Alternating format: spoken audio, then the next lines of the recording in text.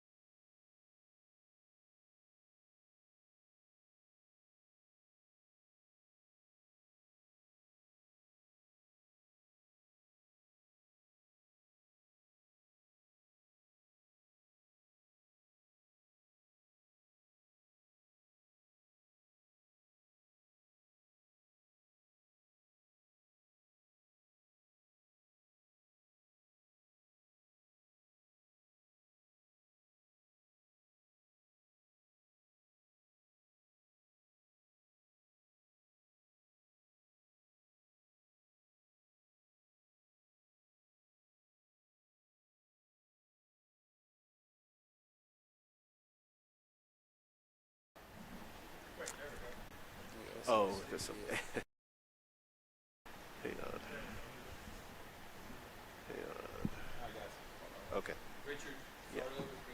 All right, here we go.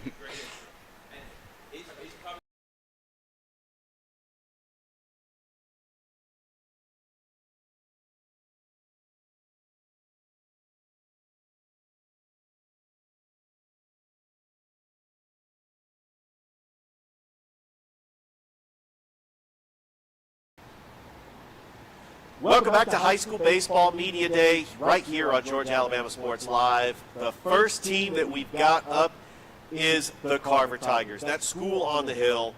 And I'm here with the head baseball coach and a dear friend, Coach Michael Long Jr. Coach, I couldn't think of anybody that can start this media day off, but we've been in communication. You've been up in the booth with me for Georgia Alabama Sports Live calling high school football games. I've appreciated the relationship that we've had over the past years, but you're in your third season as the head baseball coach, and I'm going to give you an opportunity just to introduce some of the players that you brought with you, and also one of your coaches as well. Of course. First and foremost, I do want to say thank y'all for putting this media day on, Richard.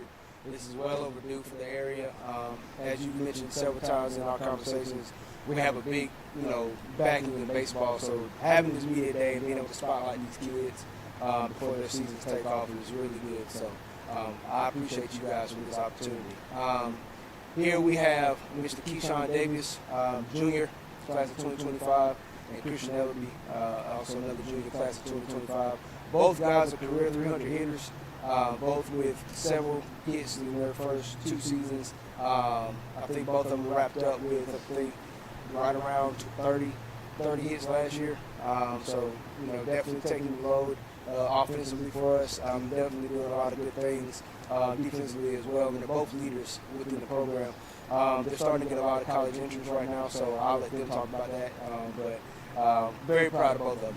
And also here, we have my father, one of our, I would say our assistant head coach in our program.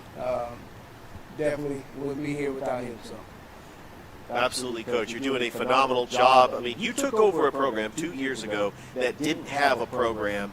And last year, you not only improved the record, you were on the doorstep of the playoffs, finished 9-18, and your team just continued improving. What were some of the things that you were working on? And also, you also had a scrimmage yesterday. I think the scrimmage helps you get ready for the season. Talk a little bit about that scrimmage and what you're looking forward to this upcoming season. Well, with the scrimmage, it gives us an opportunity to see a different team, get a different feel, and kind of work on some things more in depth that we haven't been able to work on in practice because we're going against each other. We know each other's strengths and weaknesses, so we can play on those. But when you play against a team who may not know that, you get a chance to identify some things within your program that you don't get a chance to see day to day in practices. You also get an opportunity for your pitchers to throw live to opposing batters and see how they respond. Scrimmage went well, I think, for both teams. I think both teams got a lot out of it. And I think that from our standpoint, we're able to see what we're gonna look like offensively and defensively. And then some things we need to clean up as well. But I think all in all, it was a great scrimmage, very competitive. It came out to those last few innings. It was a 3-point margin, 3-score margin. So I think it was really good for both teams. Okay. Tony? Coach Long, we talk about the success you and your team have had over the last recent couple of years. Also, a lot of college offers now in the mix. Kind of speak on that a little bit if you don't mind. So we're definitely getting a lot of guys involved in the recruiting trail. Actually, both of these guys have already been offered, and I'll tell more about that later. And we also have a senior who is potentially going to sign with the college, and he'll announce that when he's ready. But we're very excited, and this is one of our biggest goals is to get these guys in the mix with colleges and give them an opportunity to further their career academically and athletically. And we have the guys that can do it, and that was one of the main goals that we set out from day one of being at Carver, and we're now starting to see it, come to fruition. All right, this is going to be for both of y'all, so you'll both take turns with it. What's it like? And you don't have to answer with that microphone. You can actually sit that one down, guys. But let's talk about what it's like playing for Coach Long, someone invested in you. Actually, both of them, Michael Long Sr. and Michael Long Jr. What have they meant to you over the last few years? If we can start with you, and then we'll go next with you. Gotcha. I kind of like it, how they show us the right ways to do certain things, and I like the relationship I got with them. Or it feels good playing up under Coach Michael Long Jr. Because, like, he's not only our coach, but he's like a father figure in our life. So, like, we can go with him. We can go talk to him for anything that's needed. And then, like Christian said, the bond we got with Coach Mike is like we can put all our trust into Coach Mike because he's not gonna tell us wrong. And anything that he tell us it would come down like to work in the right way. I think that's a great answer for both of you. And now I'm going to start with Pop now. Seeing your son rebuild this program, being a part of the run, honestly, you can answer too, Michael. Coaching with my son is a dream come true. It's something that we've talked about since he was a kid. I've been coaching for a long time. I kind of groomed him to go into coaching also, and to see him just give everything to the young men that's under him, it just means a lot to me. As the player said, they look up to him like a father figure. They look up to him that they can come and talk to him about anything. It doesn't have to be just about baseball. And he steers them the right way. And his heart is in the right place. His heart is trying to get these boys to make it to the next level, not just for baseball, for their education, just for to get their life started correctly. So I'm very proud of that. What about you? First and foremost, I want to say it's always been a lifelong dream to coach alongside my father, and I had the opportunity to do this. This is the dream right here. What we're doing right now with this program, me being the head of it, and him being right by my side is a lifelong dream just come true. And honestly, what the boys said, that makes me feel good because that's my goal every day I step on the field. I want them to be inspired by what we're doing and have an impact. So, I love these kids like they're my own. I treat them, with respect, just like they would treat me with respect. And that's how our program is. We're a big family. So, and, being able to see these guys grow up and mature and go through this journey with them, getting an opportunity to see them, get these, go on these recruitment trips and get these offers and potentially sign. That's what we're here for. That's what we're in this business for. Coach, let's talk about the upcoming season. Right out the gate, you have a 3-game series with the Hardaway Hawks, but playing in this region, you have teams like Thomasville and Columbus. Columbus went to the Elite Eight last year, and they have this tradition and history of baseball in this town. But you're in a tough region, but you're on the doorstep of the playoffs last year. That final series between Monroe and Doherty, a couple more games went your way, you would have snuck into the playoffs. And I know that is the goal, is just not only to make the playoffs, but to continue to improve and really put Carver really on the map, really get people excited about Carver baseball, and you've really built the foundation. But what are you looking forward to about some of these upcoming games this season in the schedule? Well, definitely looking forward to it. And we talk about this every day. We focus on the next opponent. We try not to look ahead. So our next opponent is Hardaway, so that's what we're focused on right now. Very respected program. I respect their coach tremendously. And, I expect them to, come out the gate ready to play. And we're going to have to do everything right in every phase of the game, every part of the game. And I think we will. I think that we're attacking the process, and we're just trusting that the process will work. And I anticipate us to have a very competitive season. I anticipate us to be on the doorstep, but instead of knocking on it, actually kicking it in and getting in the playoffs this year. And that's what the guys want. Our motto this year is hashtag playoffs. That's all we're going to talk about every all year. That's what we want to do. We want to make it. We want to make history at Carver because we would be if we make it in the playoffs this year, we'll be the first ever team to make the playoffs in baseball at Carver High School. So that'd be big. But we're excited, and we're just going to continue to get better every day and get ready for each game. All right.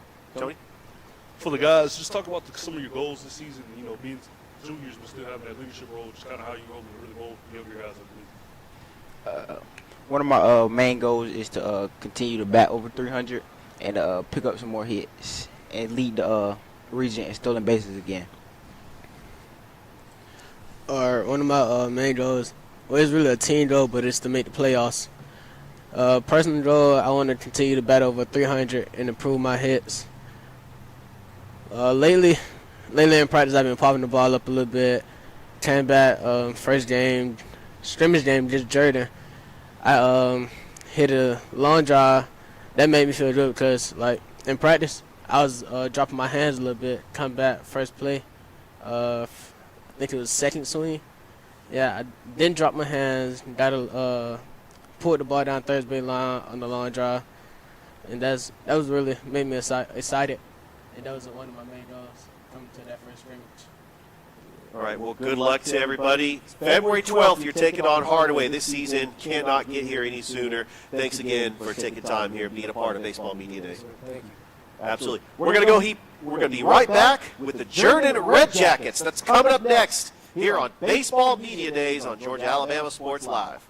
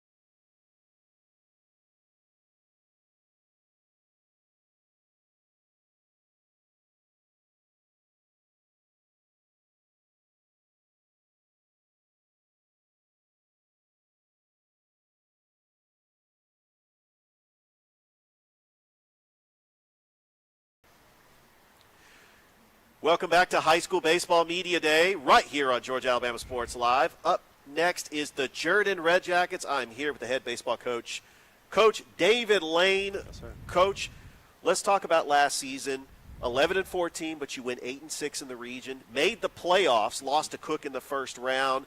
But this program just continuing to build up that success they had, winning a state title in the 1970s. But knowing that you have really a great staff, because your assistant baseball coach is actually the head basketball coach of the Lady Red Jackets, Coach Shireen Cobb. And, Yes, and really, what does Coach Cobb mean to your staff, and how is your team getting prepared for this season? I mean, it's not a coincidence. Like, you played Carver yesterday in the scrimmage, and so it's fitting that the first two teams that are up for media days played in a scrimmage. Just talk about how that scrimmage went, and go ahead and introduce some of the players you brought as well, Coach. All right, two guys I brought today.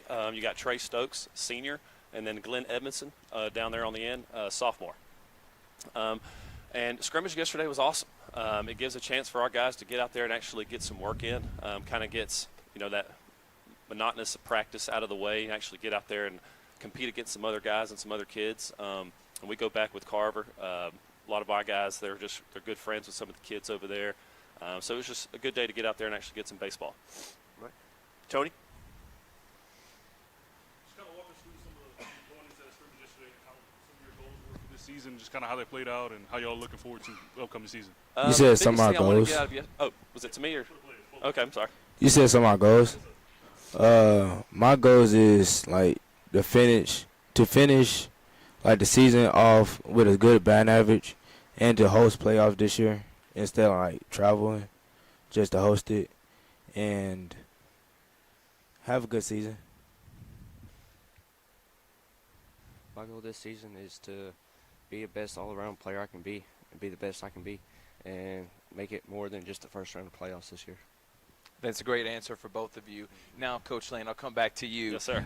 Jordan Red Jackets, there's a lot of history. This has been a program in the recent 30, 45 years. They've had a lot of great teams who maybe make state playoff runs. I know that's what you're trying to build up right now. You just had a scrimmage game. What are some of the things this offseason as you head into your first game that you've been working on to get better from last year? Really trying to get stronger. We spent a lot of time this offseason doing a lot of 4-on-1s in the weight room, doing med ball workouts. Really just trying to get our guys to that next level so we can try to finish games. That was some of the things I noticed last year is it gets toward those late innings, we're tired, and other teams just kind of beat us because they're in better shape. So that was one of my really main goals for this offseason was just get our guys bigger, faster, and stronger. Awesome. Right, Coach, you talk about this area that you're in. I mean, you have Ace Charter, who went undefeated last year in the area. Rutland, you got third place. You had to go on the road against Cook. I mean, when you're playing in a region with 8 teams, only 4 make the playoffs. Mm-hmm. So that means that every area game is going to be crucial. I was looking at the schedule, having to play Spencer, Kendrick. I mean, those are going to be de facto home game because you don't have to leave Columbus for those games. It's nice to have Spencer and Kendrick in the same area, but having to travel to Macon to play an Ace Charter, to play a Rutland. I mean, how important is to get a head start in these region games, so that way you're in prime position to make the playoffs once again? Oh, it's huge. Every game that we play in region is almost comes down to a must win. But the best we can do is just try to prepare each day and just kind of look forward to that next game. And also looking at the schedule, you did play Carver in that scrimmage, but you will play him in the regular season, February the 17th. Looking forward to that game. Also going to play Hardaway. I think it's important just to showcase the talent here in Columbus and playing the other schools in Columbus, which will change next year. All the schools minus Northside will be in the same region. Yep, that's right. And so looking forward to that. Tony, you have a question? Yeah, Coach, how you really get your guys to buy in knowing that the long season ahead, just kind of what are your goals as a team this season, and just kind of how do you really get them to buy in game in and game out? Kind of pick it back up where we left off last year. We had a good first kind of year of me taking over the program, a lot of new young talent. When you have new fresh guys come in, their eyes are kind of open. They don't really know all the past and the past history of, some of the struggles. So they just look forward to what's in front of them. So them having a taste of the playoffs last year, it's just kind of just getting them chomping at the bit to get ready for this year. All right, guys, these are for both of you. Okay, what is it like playing for Coach Lane? Tell me, how is it like as a player's perspective playing under Coach Lane now? And both of y'all can answer this. Playing for Coach Lane, he's a good coach. You get to learn a lot of stuff from him. He kind of like how do I put this? He's a good coach, and sometimes if you mess up, he gonna yell at you. But he kind of there to make, but he kind of there to make sure you on the right track at school. He gonna check up on you in class and stuff like that. That's awesome. So he's a good mentor. Probably the word you were looking for. What about with you, man? Playing for Coach Lane he's a really good coach. He'll take his time and explain and teach, coach everything that you need to go through, and then he's like a mentor to us too. Going through school, making sure we keep our grades up, pushing us to do better, and he just pushes us to be the best we can, be the best person we can be. I just want to say, too, guys, y'all look sharp in those uniforms, man. Cannot wait to see those pinstripes here in the near future. Richard. Coach, what is a typical practice like, just getting prepared for the season? Obviously, a day like this where it's raining, there's not a whole lot you could do outside, but what are some of the drills you've been working on with your pitchers and your fielding position players, and typically just to get prepared for the season?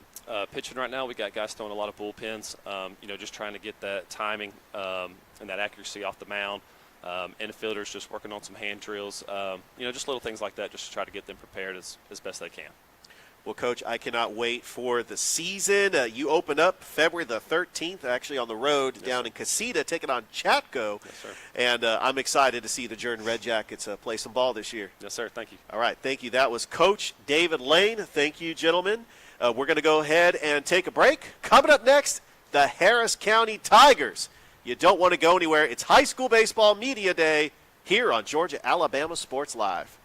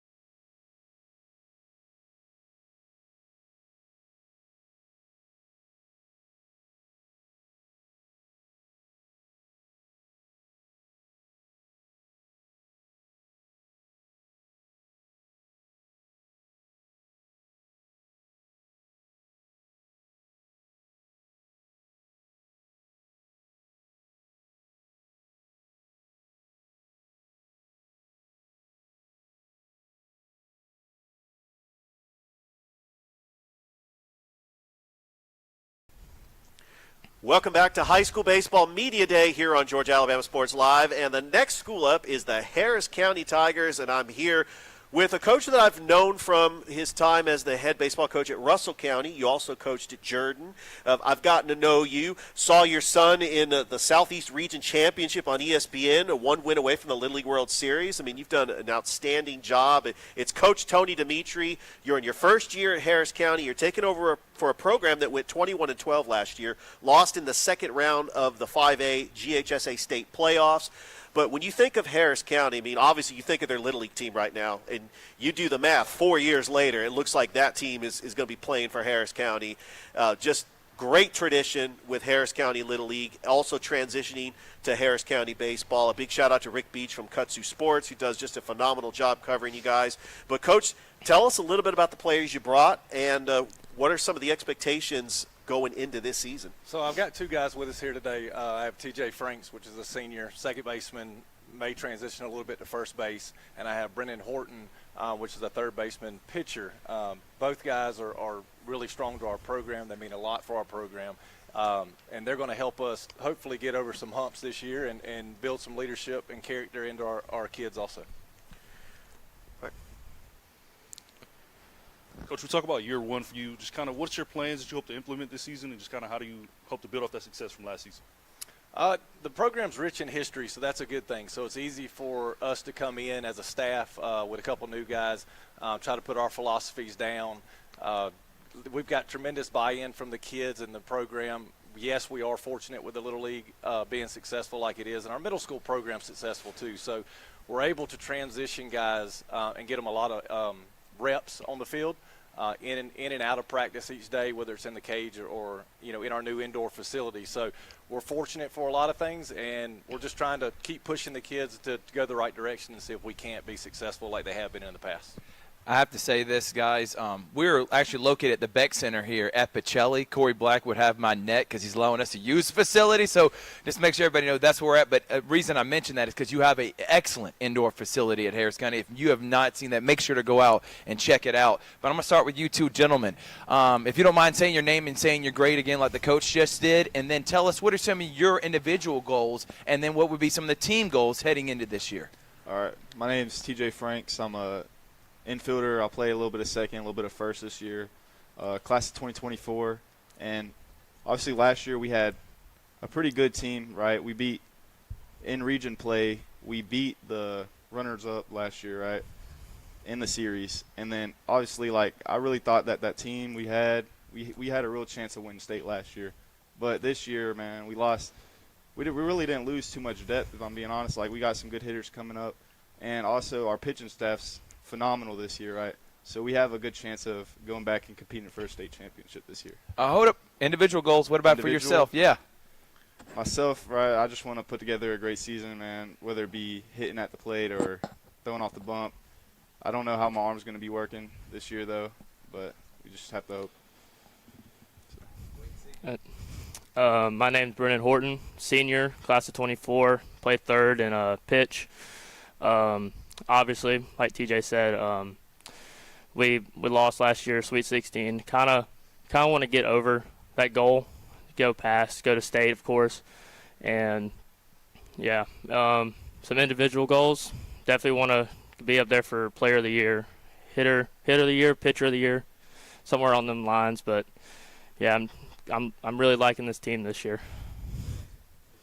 Coach, let's talk about the schedule. You've got a brutal schedule. I mean, it's not a brutal. It's a lot of great teams. Colquitt County, a 7A school. LaGrange has gone to the state championship 2 years in a row.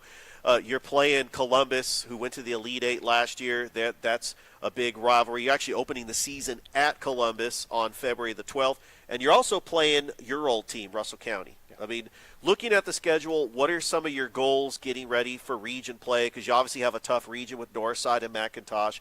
But just getting a good non-region schedule, how does that prepare you for region play?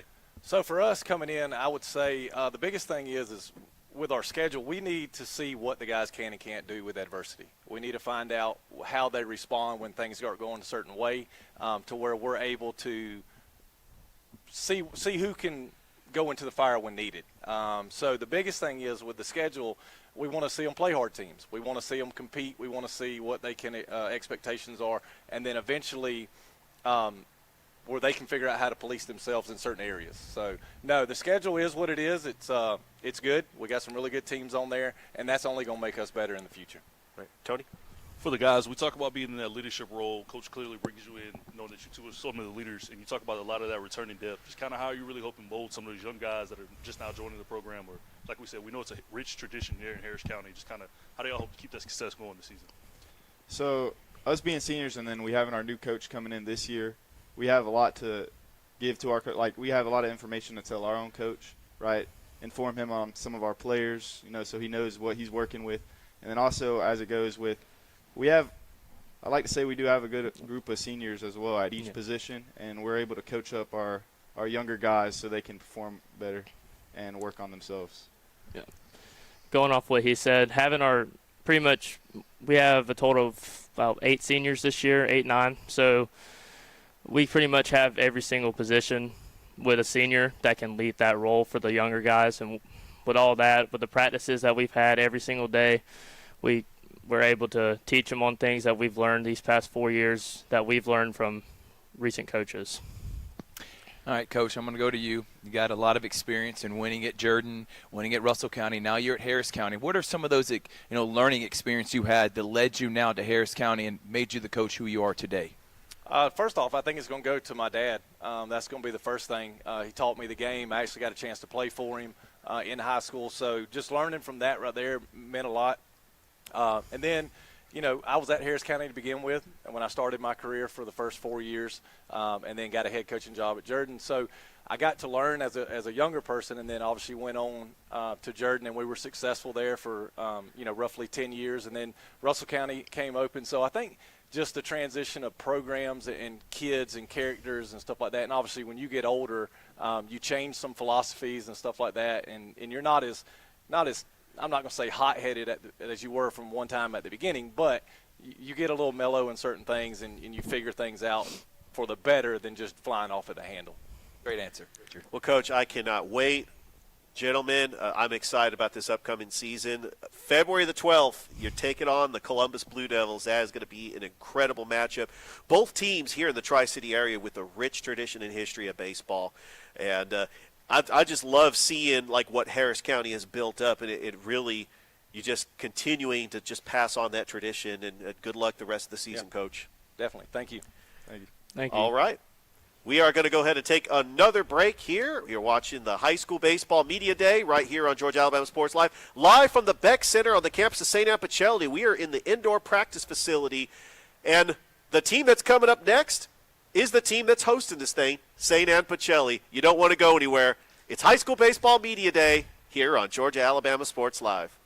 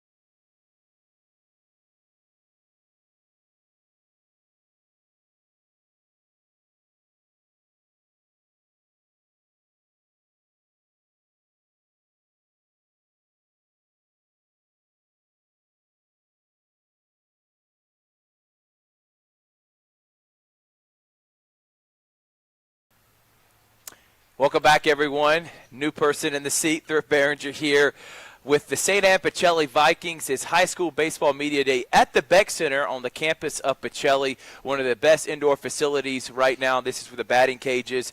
It's huge. If you've never seen it, they will gladly give you a tour. But I am with the Pacelli Vikings and head coach Adam Thomas, legendary coach at Chattahoochee Valley Community College, Hall of Famer in my mind. Are you in the Hall of Fame, Coach? I'm in 2 Halls of Fame. Yeah, two Hall of Fame. So I was right. I didn't want to say it, but in my mind and in everybody else's mind, you are in the Hall of Fame and one of the best coaches around this area. That's collegiate coaches, but now he's coaching high school with Pacelli. And then we got Walker Hinton, and we have Omar Kimbrough as the players. All right, Coach, you're in your second season as a high school coach here at Pacelli, but I really want to ask, what is the transition like after year one from being at the college level for so long, over 20 years, to now being at the high school level? It's been it was different year one. This year has been phenomenal. Right. Been very, very pleased with our players because we have guys like Walker Hilton and Omar Kimbrough who are leaders number 1, good players number 2, and phenomenal young men number 3. These are guys I would want to grow up to marry my daughter. Nice. I want my son to be like, but they can swing it a little bit too and pitch it. But the transition is, I mean, baseball is baseball when it comes down to it. And if you can play, you can play. It doesn't matter if you're at the college level or if you're here in the high school level. Right. But the transition has been smooth. It was a little bit different for me in year one, having to really just kind of figure some things out, but this year has been just phenomenal. And Coach, you know, can you implement a lot of the things that the way you ran your program at CVCC? Can you do the same way at Pacelli? Were there some learning curves in that aspect in terms of the transition? I do it exactly the way I did it at CV. I haven't changed one single thing. Maybe the younger kids, it's a little bit more of a learning curve. Right. But for guys like Walker and Omar and Desi and Connor and the older guys on the team, no, they're college baseball players anyway. They just haven't got there yet. Yeah. So they're able to jump right on board and roll with it. Yeah, and that's how most of the great coaches around this area, they run their programs like college programs, so their players are ready when they take that next step to the next level. And I do want to give a shout-out to Carson Bowers. He's not here right now, but that's my guy. He's your assistant coach, your right-hand man. Any quick words on him, Coach? Oh, man, I simply could not do it without him, and they know that. They know how important he is to this program, and I certainly do. If Carson walked out today, well, I'd be right behind him going too. I don't know how we get it done. Thank you, Coach. All right, Richard? All right. This is for Coach Thomas. You look at the season that you had last year. You lost in the second round of the GIAA playoffs to First Presbyterian Day, went 16-13. What are some of the things that you can build on, knowing that you've got some tough opponents? I mean, that's really the goal, is to schedule tough opponents to get you ready for the GIAA schedule. So what are some of the goals for this upcoming season? Well, I mean, I think if we ask these guys, we want to play for a championship, or what's the point of doing it? You know, do we have the team to do it? Well, that remains to be seen. But I'll tell you what, we have the personality, we have the people, and we have the toughness to get there. So we'll see. Tony?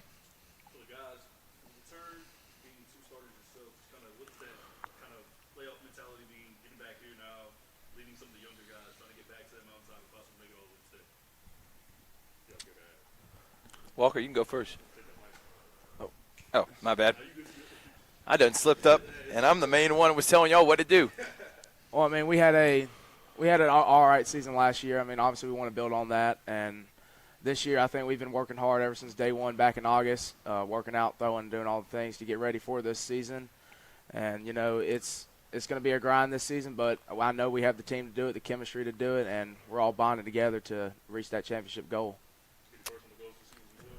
Personal goals this year would be that obviously I'm on the mound, and it's going to be a long season on the mound, so obviously a personal goal for that would be to allow the least amount of runs I can, and that would be under a 2.0 ERA, and then obviously at the dish to, you know, hit for batting average and hit for power, and then driving the runs that we need to do.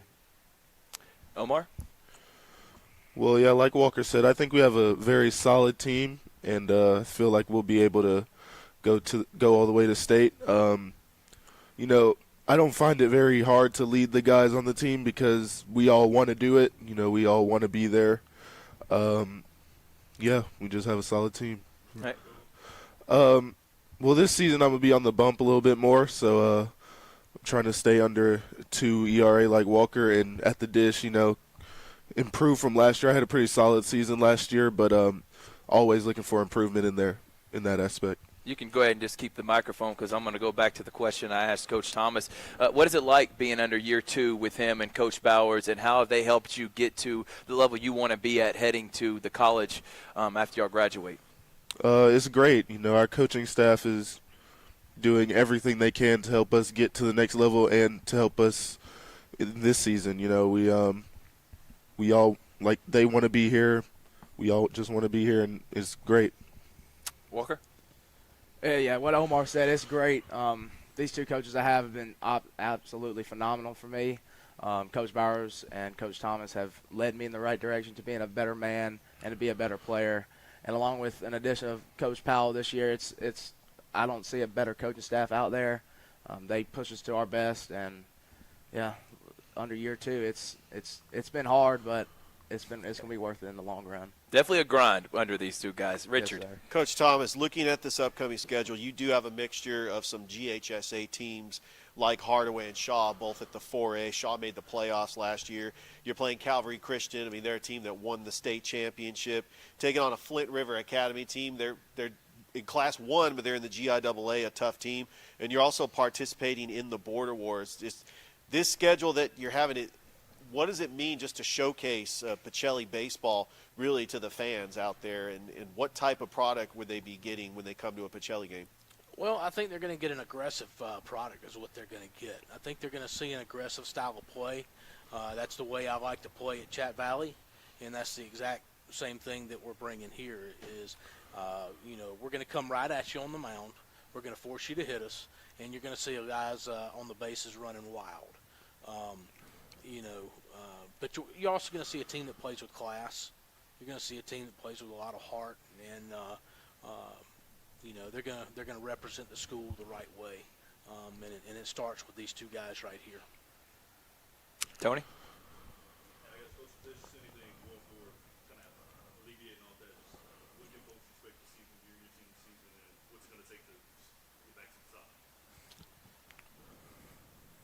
Well, you got to win.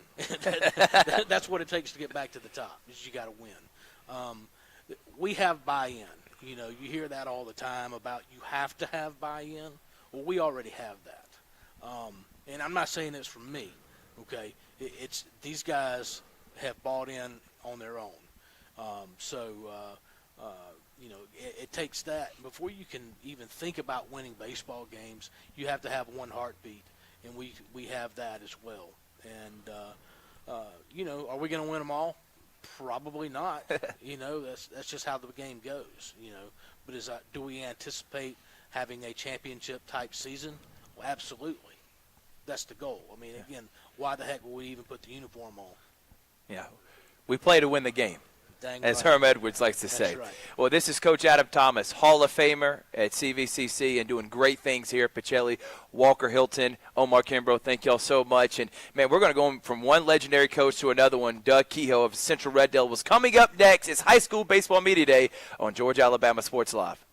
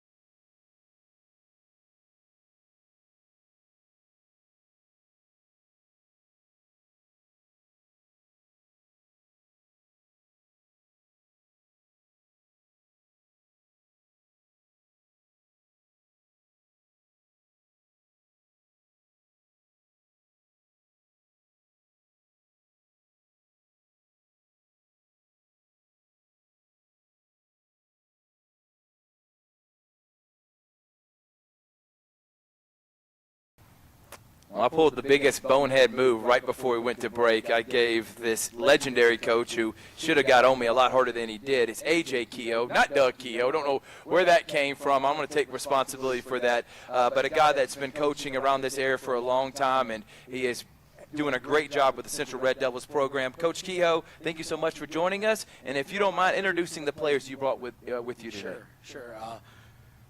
First guy is Landon Beaver. Plays first base for us, returning starter.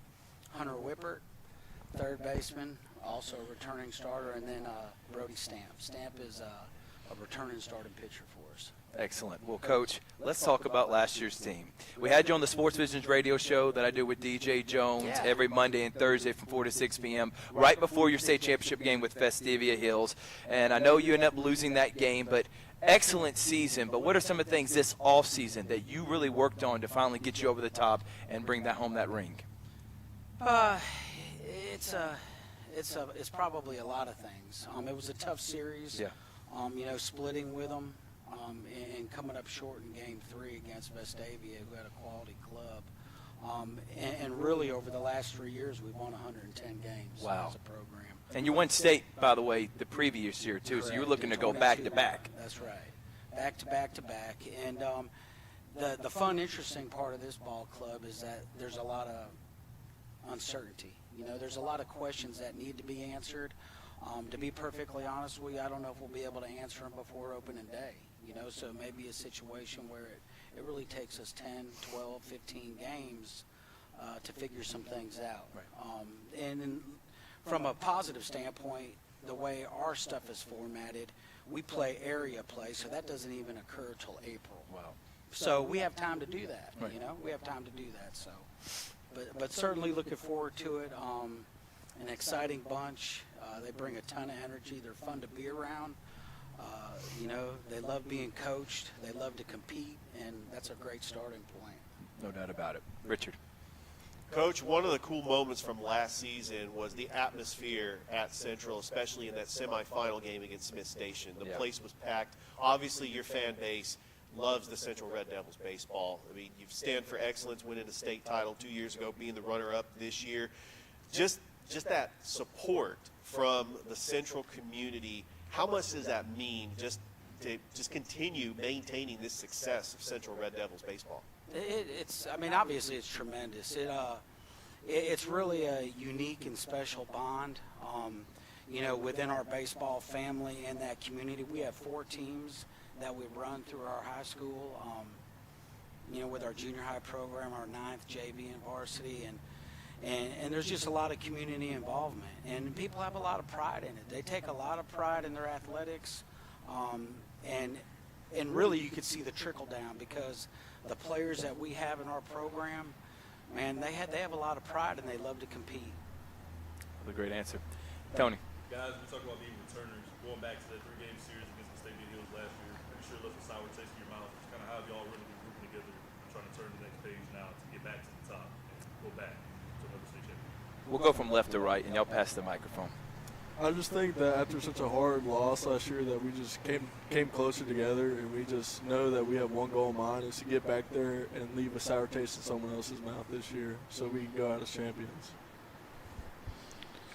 Yeah, going off what he said, I think it really just leaves a chip on all of our shoulders that we want to get back and just win it all again and have that feeling of just really knowing that we just done all this hard work for like one reason and it's went to a successful reason. Just like these guys said, it did leave a sour taste in our mouth, but it made us a lot hungrier, and I think all of us are working a lot harder than just to have a winning season, but to prove everybody that we're a team that can compete. I gotta ask, y'all are wearing all 3 colorways. What's your favorite? Yeah, I was about to say. I think black. Black's pretty nice. My favorite's probably the black right there. I think the black. Yeah, I was going to say the same thing. I mean, all 3 of them are sharp. And Coach, thank you so much for showcasing all your excellent jerseys. And this is what the reason for this high school media day is. But I'm going to we'll start with you and then go down this way. What's it like playing for Coach Kehoe? How is it like playing for a guy that's played at a high level, coached at a high level for so long, and gets players to the next level, which is the ultimate goal? I know you want to win state championship, but playing in college is a goal for y'all. So we'll start with you and then go here. Yeah, it's great. I'm thankful for the opportunity to work under somebody who knows what he's talking about, who can really help me become the best player that I can be. And I'm glad I've gotten to do it for the past couple of years, and really thankful for this last one. Yeah, I would really just say it's a blessing to have somebody with just the knowledge that Coach Keogh does. Yes, he does. He comes in every day wanting to get us better, not just for the team's sake, but for our sake too. Right. He wants us to be a good guy, a good person out of baseball too.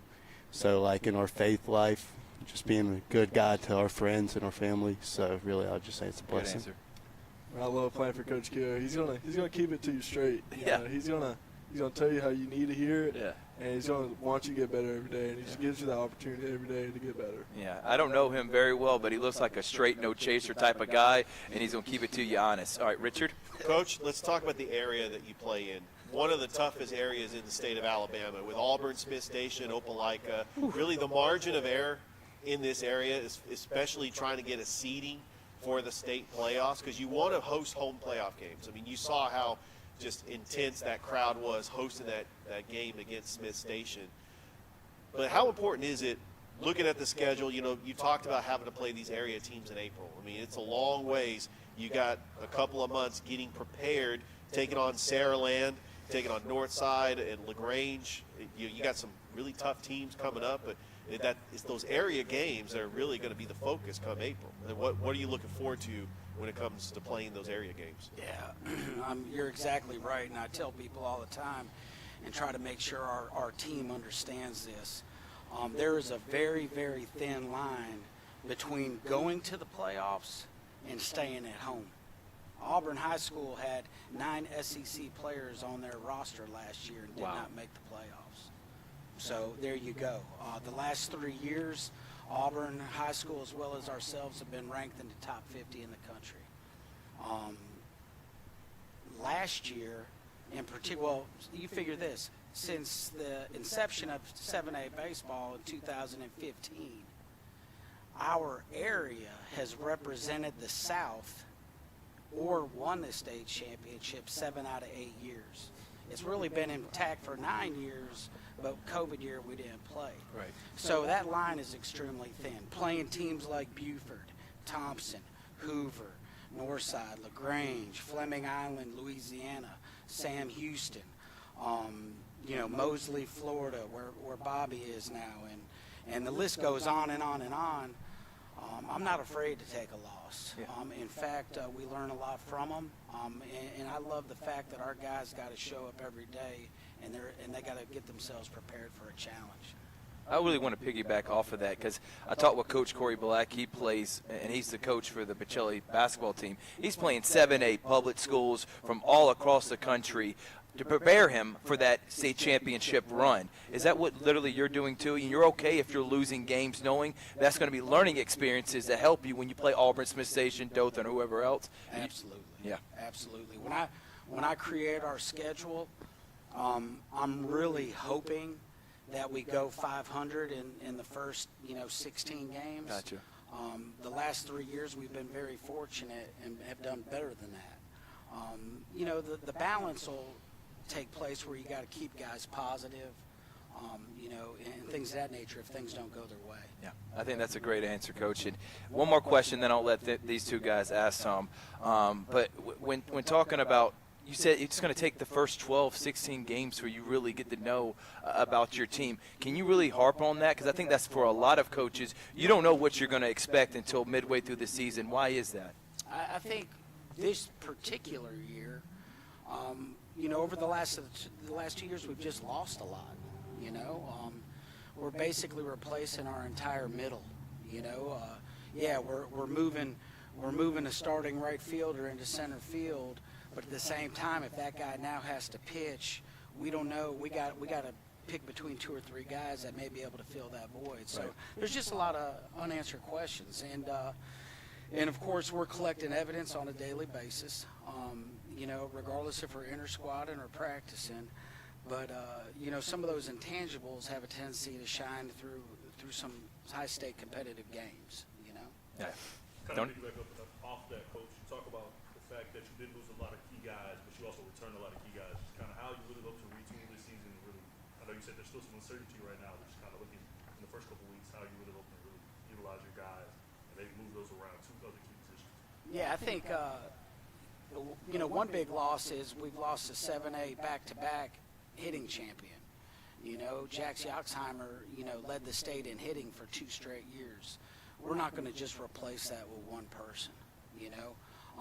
Landon, Hunter, they both bring certain things to tables. We have other guys on our roster that, hopefully we'll be able to make up for it. Same thing with losing Wombles and things like that. But, we're very athletic.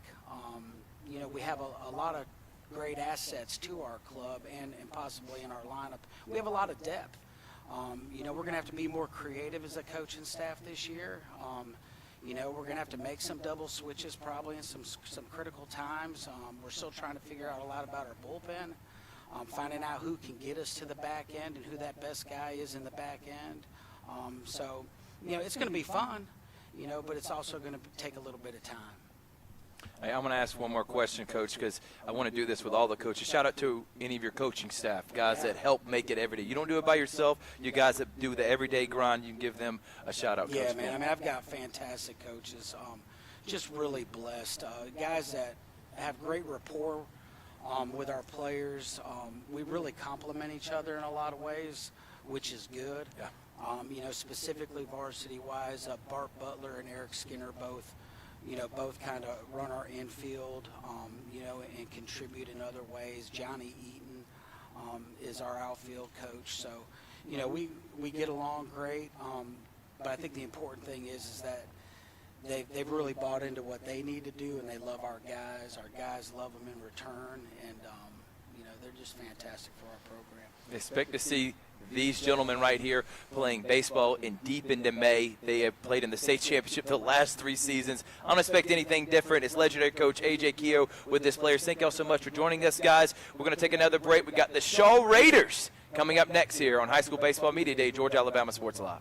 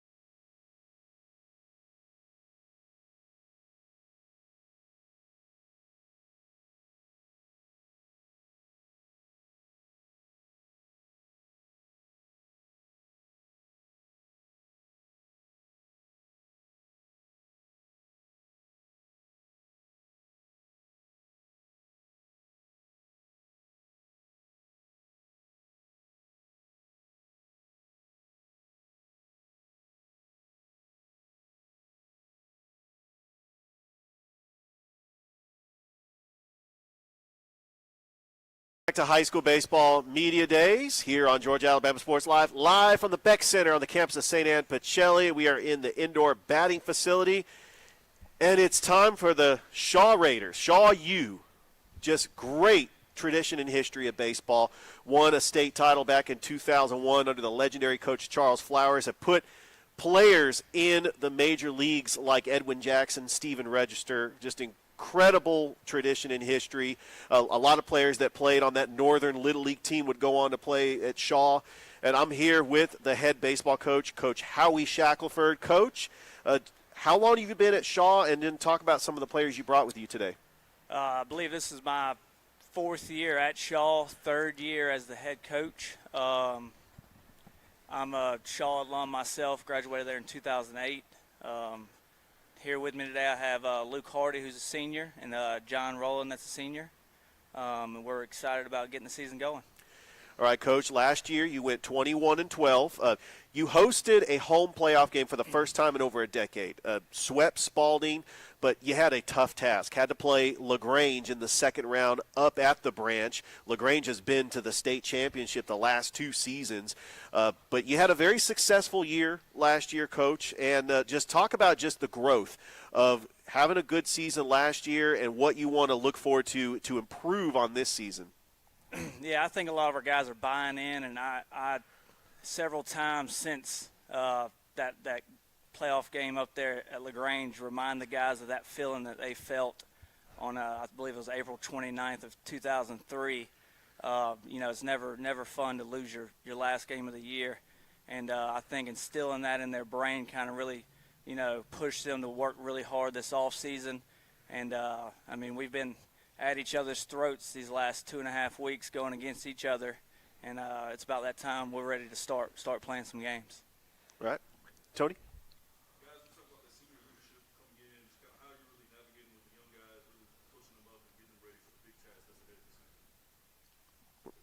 Good. The main thing really I think is like leadership. You got to show leadership with being a senior to coach the young guys up. It's some of the young guys, they don't really want to listen at the start, but you got to keep enforcing it to them, and it'll get them in the mindset that they need. Yes, going off what he said, as a senior, those younger guys really look up to you, and I feel like it's our duty to, inspire them and lead them in the right direction.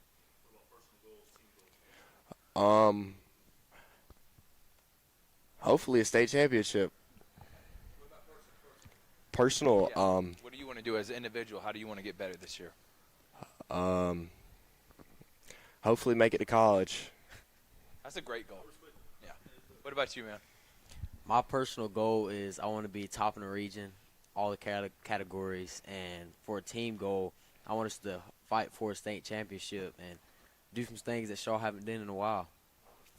And you talk about haven't done it in a while. This is a Shaw program, Coach Shackelford, you know about it, the winning tradition, winning state championship under legendary Coach Flowers. You made it to the second round last year. What are some of the things you tried to implement this offseason? You got to that point. We made the playoffs. That's good. We're not about making the playoffs. We're about making a deep run. What are some things you worked on this offseason to hopefully make a deep run? Yeah, really, we instilled, bigger, faster, stronger. You never can be big, too fast, or too strong. You go up and play a team like LaGrange, and the way that those guys filled out their uniforms, how every pitcher they threw on the mound, seemed low, mid, upper 80s, and I really think that going into this past off season that was one of my goals, is to get these guys' arms a lot stronger, get them faster, and get them physically stronger. And I think a lot of them have bought into the weight room conditioning that we did throughout the off season. A lot of people don't understand, we've been at this since June. These guys have been getting after it, the weight room conditioning, throwing program since June, and like I said a few minutes ago, we're antsy. We're ready to get out there and play some games. So. Coach, what are some of the things that you're preparing as far as your practice sessions? Are you focused more on just getting into the cage, bullpen sessions? Have you had any simulated games yet? Yes, well, our guys have been all fall and winter have been begging to go live. Well, when that first official date hit, to be able to go live, we went live. We've been throwing against each other, a couple times a week to really make it as game realistic as possible.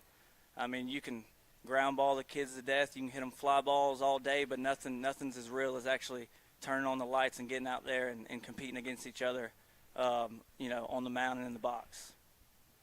All right. Now, what about you guys? Like, what have you been doing to prepare for this upcoming season? Really stretching. I think stretching is like a big part. If you're not mobile playing baseball, I mean, you're probably not going to go far in life. But Coach Shack's really pushed us in the weight room, get us stronger, long tossing every other day, just getting us on the program. Yeah. Yeah, going off what he said, Coach Shack's been amazing to us. He's keeping us in the weight room. He's keeping us mobile, yeah. Keeping us stretching, yeah.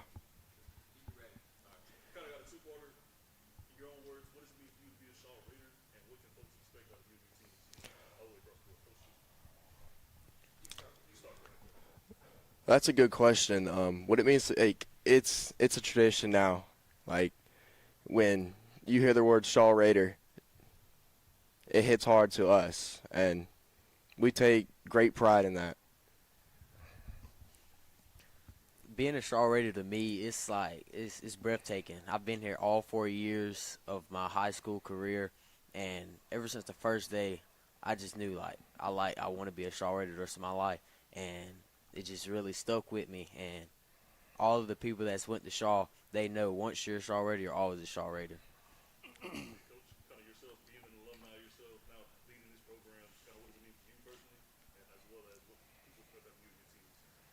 Yeah, as it was mentioned earlier, Shaw has a rich history of baseball, going back from the late 90s, early 2000s with Coach Flowers. I was at the game in 2001 at Columbus State when Shaw won the state title against Columbus High. I was on the team in 2005 when Columbus High beat Shaw at Golden Park. So the rich history of this is what I'm trying to get back going. At Shaw, I want people to think when they hear Shaw High School, I want to, wow, they got a really good baseball program. And that's somewhere maybe I want my son to go play, and that's a guy I want my son to play for. And that's kind of the direction that I'm trying to get this program going. And so far, I think the guys have done a very good job of buying in, and it's making my life or job a lot easier as a coach when you have players buying in, and all I'm doing is pointing them, telling them where to go, and they're doing it. Effort at this level is 80% of the battle. Getting kids to actually put forth the effort to do what they need to do is 80% of the battle, and a lot of these guys have done that, and it's making my life a lot easier as a coach. So, all right, two-part question for you, Coach. Who are some of the mentors in your life when you give credit to establishing yourself now as a coach? Who do you think back like, yeah, that guy really helped me as I shaped myself into the coach I am today? And then give some shout-outs to your coaching staff and guys that help out with the program.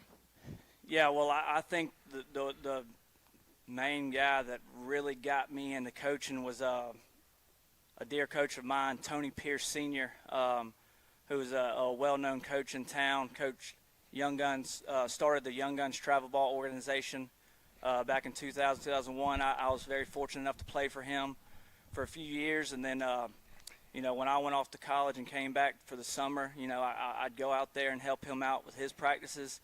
And I said, this is something I really enjoy doing.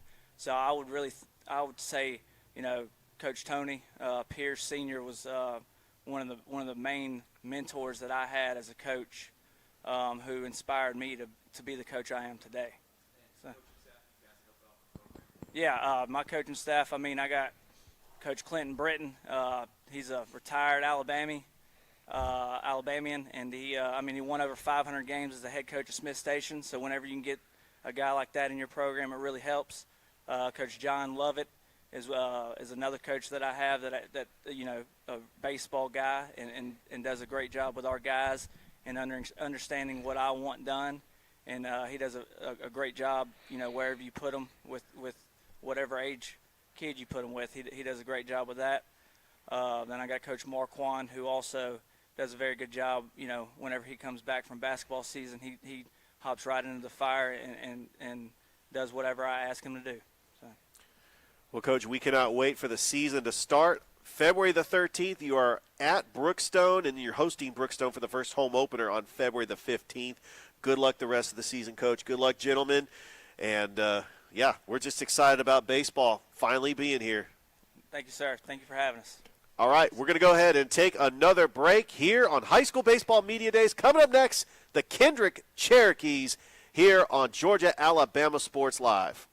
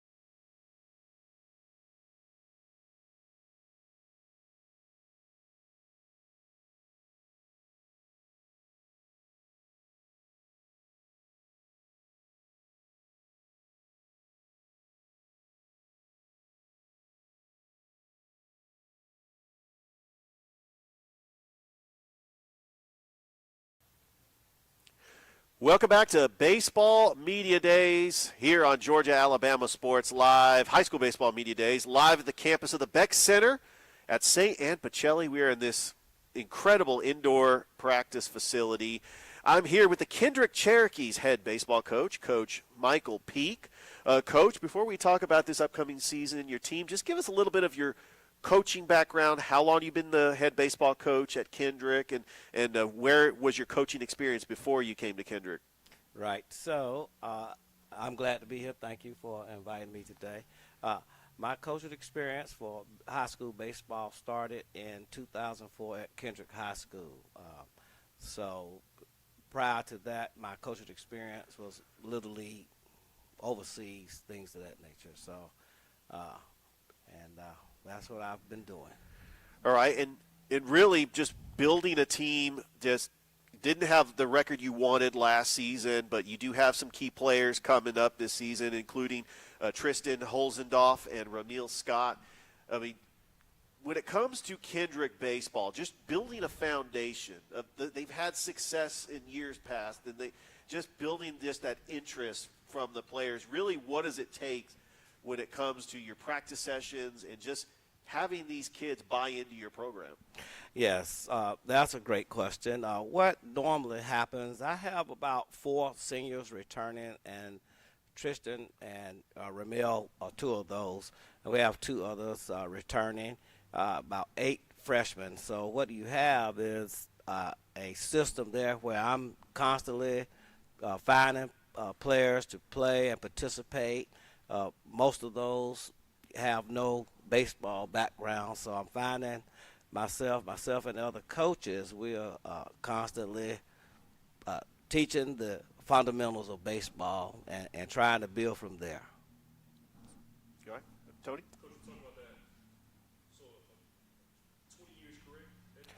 That's correct. This is my 20th season there. That's correct.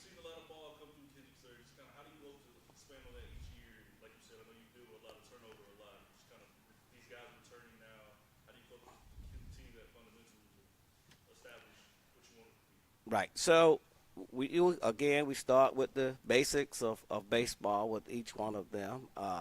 You know that Kendrick has a new facility. We have our own batting cage now. That helps with training. And we just try to, once we get those fundamentals down, try to keep them engaged in sports and help them make sure that they're students and they're student athletes. So we try to keep them involved with the game and hopefully keep them returning year after year. Well, Coach, let's talk about the region that you are in. I mean, you're facing local teams like Spencer and Jordan. Jordan made the playoffs last year. The top team in the region has been Ace Charter. Just making that trip to Macon, taking on Central Macon, Northeast, Rutland, Southwest, just the strenuous travel of playing region games factored in to playing some of the local teams. What do you get to get your team prepared for the long travel to Macon to play road games and then just preparing for that non-region opponents that you're facing as well? Right. So the non-region games we schedule primarily up front to get most of the newer kids used to playing the game. The games that we play in Macon, we like to travel down there because we have a history of playing those teams. Even when we were not in the history, every now and then we would be able to schedule a game with the Macon teams and then the Albany teams. So, and as opposed to the Spencers and the Jordans, we've been in the league with them for many, many years. So, we're used to playing them as opposed to playing everybody, which we'll be doing in the future. So, and we like playing the local teams because a lot of the players have participated in baseball in a little league level against these same baseball players. So they like, competing against them at the local level. Coach, Columbus does have a rich tradition and history of very successful Little League teams, seeing teams go deep in the Little League World Series, playing in District 8 Little League. What is it going to take just to get that interest when kids are playing Little League baseball and they're enrolling at Kendrick? Really, what is it going to take as far as getting them interested in baseball? Because I know that Kendrick does have the other sports, football and basketball, but really it takes a commitment from somebody that's going to Kendrick to buy into your system and just get interested in baseball, because there is talent here in this city, and you've seen it from these Little League teams, and really it's all about really just the kid being committed to buying into your system. Yes, for sure. The students, the ones that live in the area that play baseball, that love the sport, they normally participate. Sometimes we have local students that play baseball that are more interested in perhaps some of the magnet programs that they may offer at other schools and end up playing in those locations. But for the most part, all of the students that we have that participate in the Little Leagues and that are interested in playing, they come to Kendrick, they play. And so that's what we're working on right there, getting them excited about playing baseball at Kendrick and getting them to come out. Coach, what's it like to coach underneath athletic director Coach Andre Dye?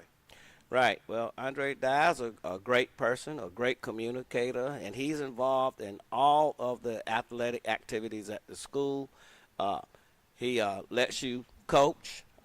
We just give him feedback, and hey, great guy. Tony?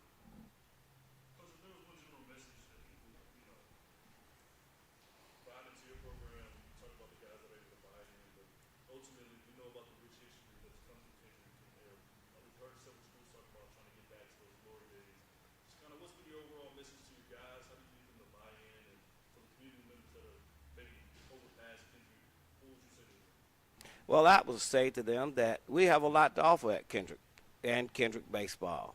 Okay, we have two assistant coaches that are dedicated, that assist. We have the athletic director, the school administrators, and we try to communicate with the parents and the community that Kendrick Baseball can return to greatness. We just need the community to assist in that area. Well, Coach, I want to talk about one of your players that you mentioned, Tristan Holzendorf. He actually had an on-base percentage of .677, led the team with 2 home runs, batting .286. Really, he has been the table setter. But when you're trying to put a product out there to win games, what is it going to take as far as playing small ball and just doing just the fundamentals, like being good on defense and just making sure – Tristan gets on base. I mean, he had 16 stolen bases. I mean, that's just incredible. I mean, you're a team that likes to run on the base paths. I mean, Rabiel Scott is second on the team with 12 stolen bases. Just using the skill of stealing the bases and utilizing the small ball mentality of trying to squeak out some of these wins. I mean, what strategy goes into trying to win games as far as playing small ball? Well, yes. So that's one thing that we're known for is stealing the base. We're working on some things that will help us score runs. I think that the deficits that we have really is the pitching. But as far as the other things, part of the game, the bunting, the trying to get on the base, playing smart, we work on those things. So that helped us become successful. Of course, like I mentioned before, the facility upgrade, that helped us with the batting practice to help the students, the athletes, put the ball in play. That's what we need. Well, Coach, I cannot wait for the season to start. It starts next Tuesday, February the 13th. You are home against Monroe. And then your first region game, it's going to be a big one. You got a home and away series with the Spencer Green Wave. And I know that is a huge rival. We expect a lot of people out there supporting the Kendrick baseball team. That's going to be Tuesday, February 27th, and then Friday, March the 1st. Good luck the rest of the way, Coach. I'm excited to see Kendrick out on the diamond. Well, thank you. And, again, thank you for having us, and we appreciate you. All right, that is the head baseball coach of the Kendrick Cherokees, Coach Michael Peak. We're going to go ahead and take another break.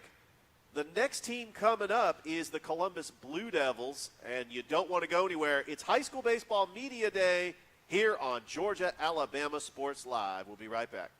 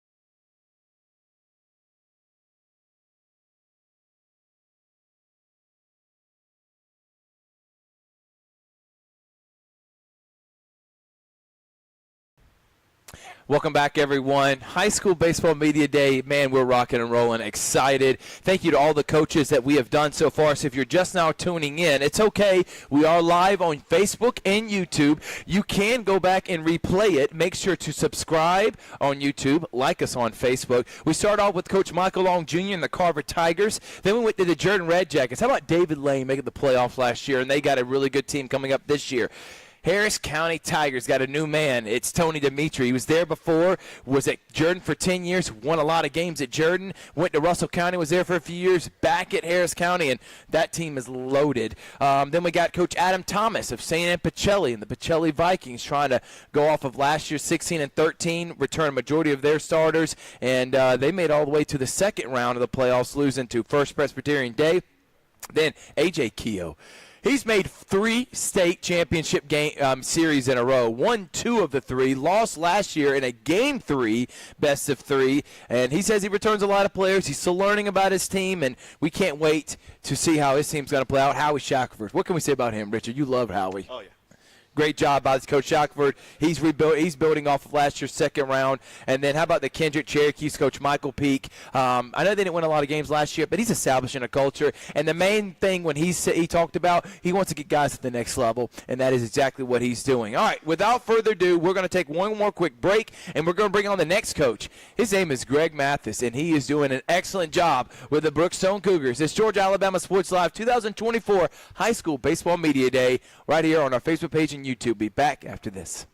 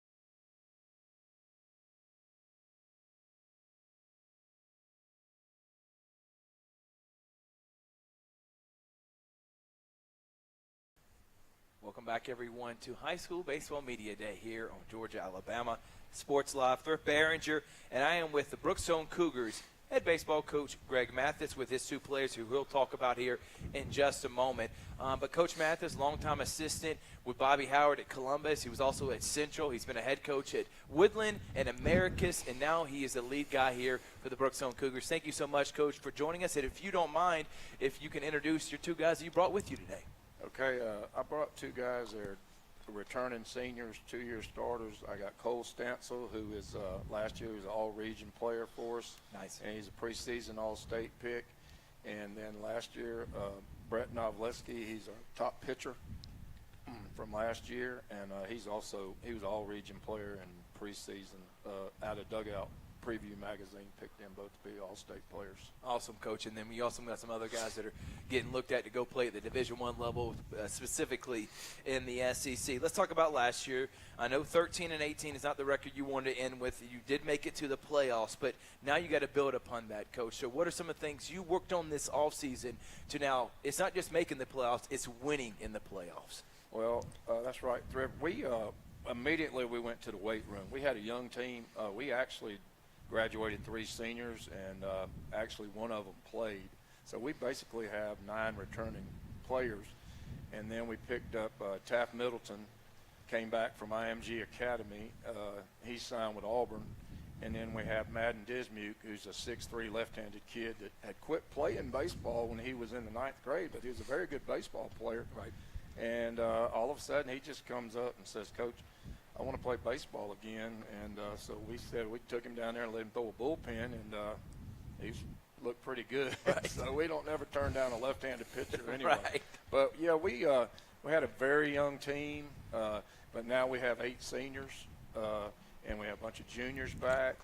As soon as we got done, we hit the weight room, and all these guys play travel ball.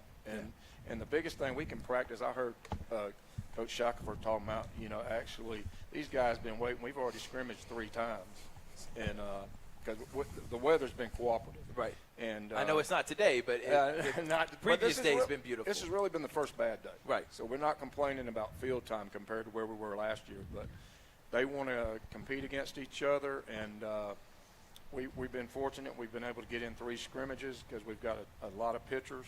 So, we want to get live at bats, and practice is great, but it's not like playing actual scrimmage games and playing, seeing live pitching. So that's what we've worked on. But the main thing, we incorporated. We're fortunate. We have some strength coaches at Brookstone, and they put together a program for us for baseball specific. And we immediately, yes, we did not want to lose in the playoffs last year. It's weird. We had the highest rated schedule last year by Max Preps, and we have a very good schedule this year. Yeah. So we're trying to play good teams. I heard Coach Kehoe, who I coach with at Central, talking about playing a tough schedule, and it's paid off for him. So if you look at our schedule this year, we're playing a lot of bigger teams, and then our region in itself is tough enough. Yeah. So we're looking fortunate to play in competition, and hopefully by the end of the year it'll pay off for us. No doubt. Richard? Coach, you talk about that schedule. I mean, you're going to play in the Border Wars at Glenwood. You're playing on a 5A Harris County team, taking on Calvary Christian, who won the GAPS championship. I mean, you talk about it is a tough schedule. It is. Playing Shaw, but you're getting prepared for that schedule in the GIAA, knowing that you're going to have to face your rival Pacelli, which, by the way, you won 2 out of 3 last year against Pacelli. And that I know that the players want to play hard, taking on a rival as Pacelli, but the GIAA has some great teams as well. And so really, what is the ultimate goal going into this season? I know you want to get past at least get further than last season, but really it's making it as far as you can in the GIAA playoffs, right? Yeah, that's true. I mean, Pacelli is a great rivalry, and I'll never take anything away from that. Their kids get excited, and we get excited to play them. But in the end, you're talking about GIAA. You've got Tatnall and Westfield. Had a guy go to Georgia last year. Tatnall's pitcher went to Alabama. The Georgia private schools is a very tough region. I mean, a tough class, and we just want to be there in the end. That's all we're trying to do. I mean, Shaw is going to be very good this year. We open up with them first 2 games. We got Harris County. Glenwood's always good. And, we're liable to be 0 and whatever after the first couple of weeks. But as long as we're improving, I say all the time, and I think there's 32 teams in our class. Yep. At the end of the day, there's only going to be one team that's really happy, and that's going to be the team that wins it. So we want to be that team this year. Tony? So the guys, Coach talks about being returning starters, kind of having that leverage that you return a lot of your starters back, or a lot of upperclassmen. Just kind of what does that mean for y'all to carry that momentum into this season and possibly make it all the way to state? I mean, it means a lot to be able to be a leader on this team. Just getting all the guys together, like doing small things like going to dinner, doing all that stuff. I think that's a big thing that takes teams to the next level, having the team chemistry, not just the hitting, pitching, stuff like that, but having that team chemistry really helps bring a group of guys to the next level. Yeah, kind of going off what Cole said, we have a pretty tight-knit, talented group, and I think having that good team chemistry could take us a long way this year. Any personal team goals? State championship. What about personal? What are things you want to? Personal, all-state team. That'd be ideal, but I don't know. Team player. All right, Coach, I'm going to go back to you. Who's some of the guys you give credit to that helped establish? We were talking a little bit about this, behind the scenes. Who's some guys you want to give credit to that helped you establish who you are now as a coach? Well, that's a long list, but I can narrow it down just a little bit. I was telling you in the lobby, I was real fortunate. I've worked with a bunch of great coaches, but Bobby Howard was my high school coach at Kendrick, which that can date me because that was a long time ago. But and I'm looking over here at Chad, and he coached under Coach Howard. He's probably going to say the same thing. Yeah.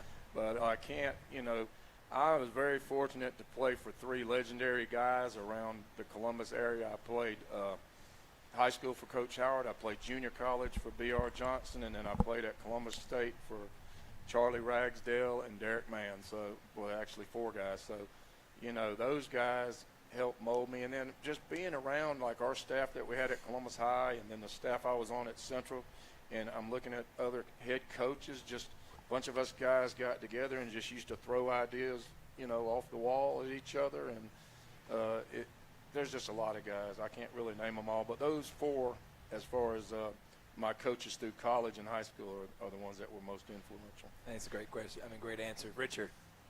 Coach, when you look at just the preparation coming into the season, what are some of the things that you're working on as far as getting your pitchers ready? Are you having bullpen sessions, simulated games, and then are you practicing on small ball, just your fielding and also your base running abilities? What are just some of the fundamentals that you're trying to tweak to try to get prepared for the season, just to get you ready to play in any situation you might be faced with? Well, obviously we're going to do bullpens. We're on pitch count now in high school, so the old days of guys throwing 200 pitches a week are gone, and we're trying to get the arms ready. And we talked as a team that, like, as we go in through the rounds, it seems like the teams get better, obviously, but then the games get closer. So if you think back of the games when people get eliminated, everybody wants to go do a hitting lesson, and everybody wants to hit and swing into cages and hit on the field. But when you really get down to the championship teams, it boils down to pitching and defense. So we have focused a lot on just handling the baseball. We do a lot of first and third stuff, defending bunts, just stuff like that. So, yeah, we're still going to hit, and we're going to try to have a good hitting team. But we've got to get better on defense. And hopefully, if we do make the playoffs, hopefully that'll help us as we go through the round. Tony?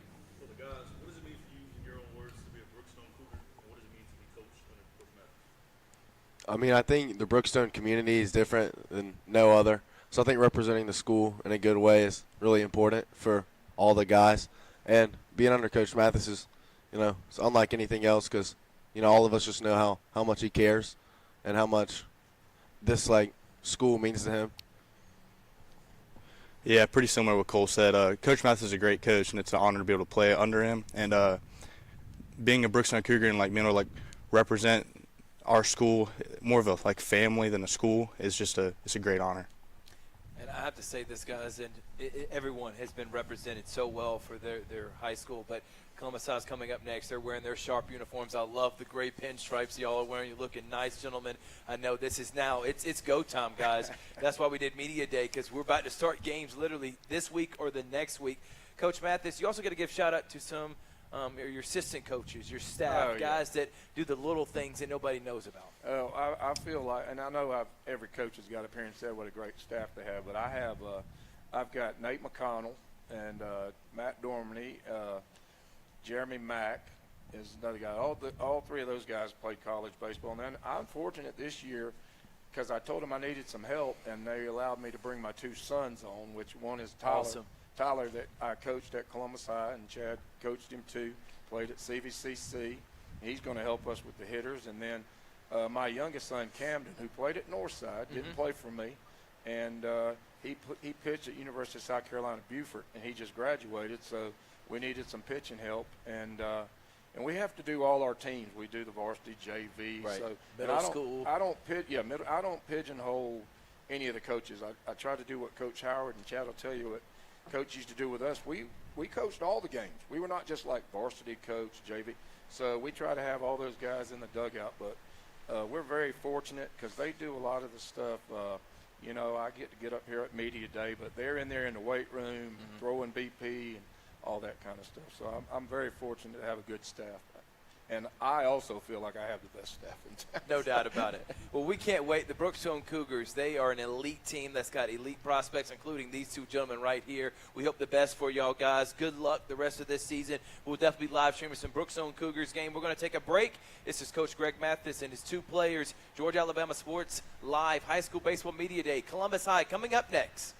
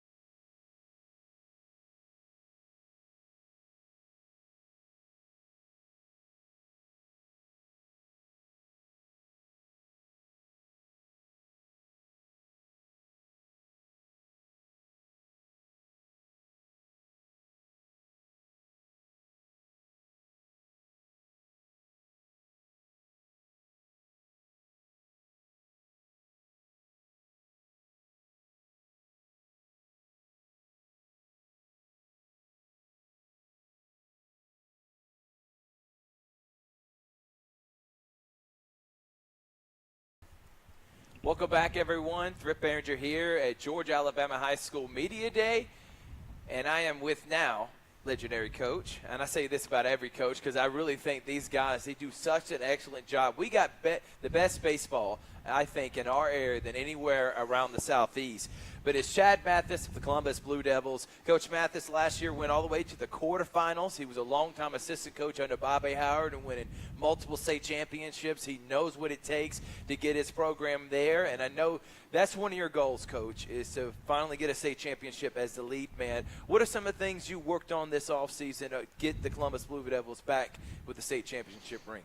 Well, we consistently try to do our early morning workouts. We do that at least 3 days a week from August to basically Christmas. Yeah.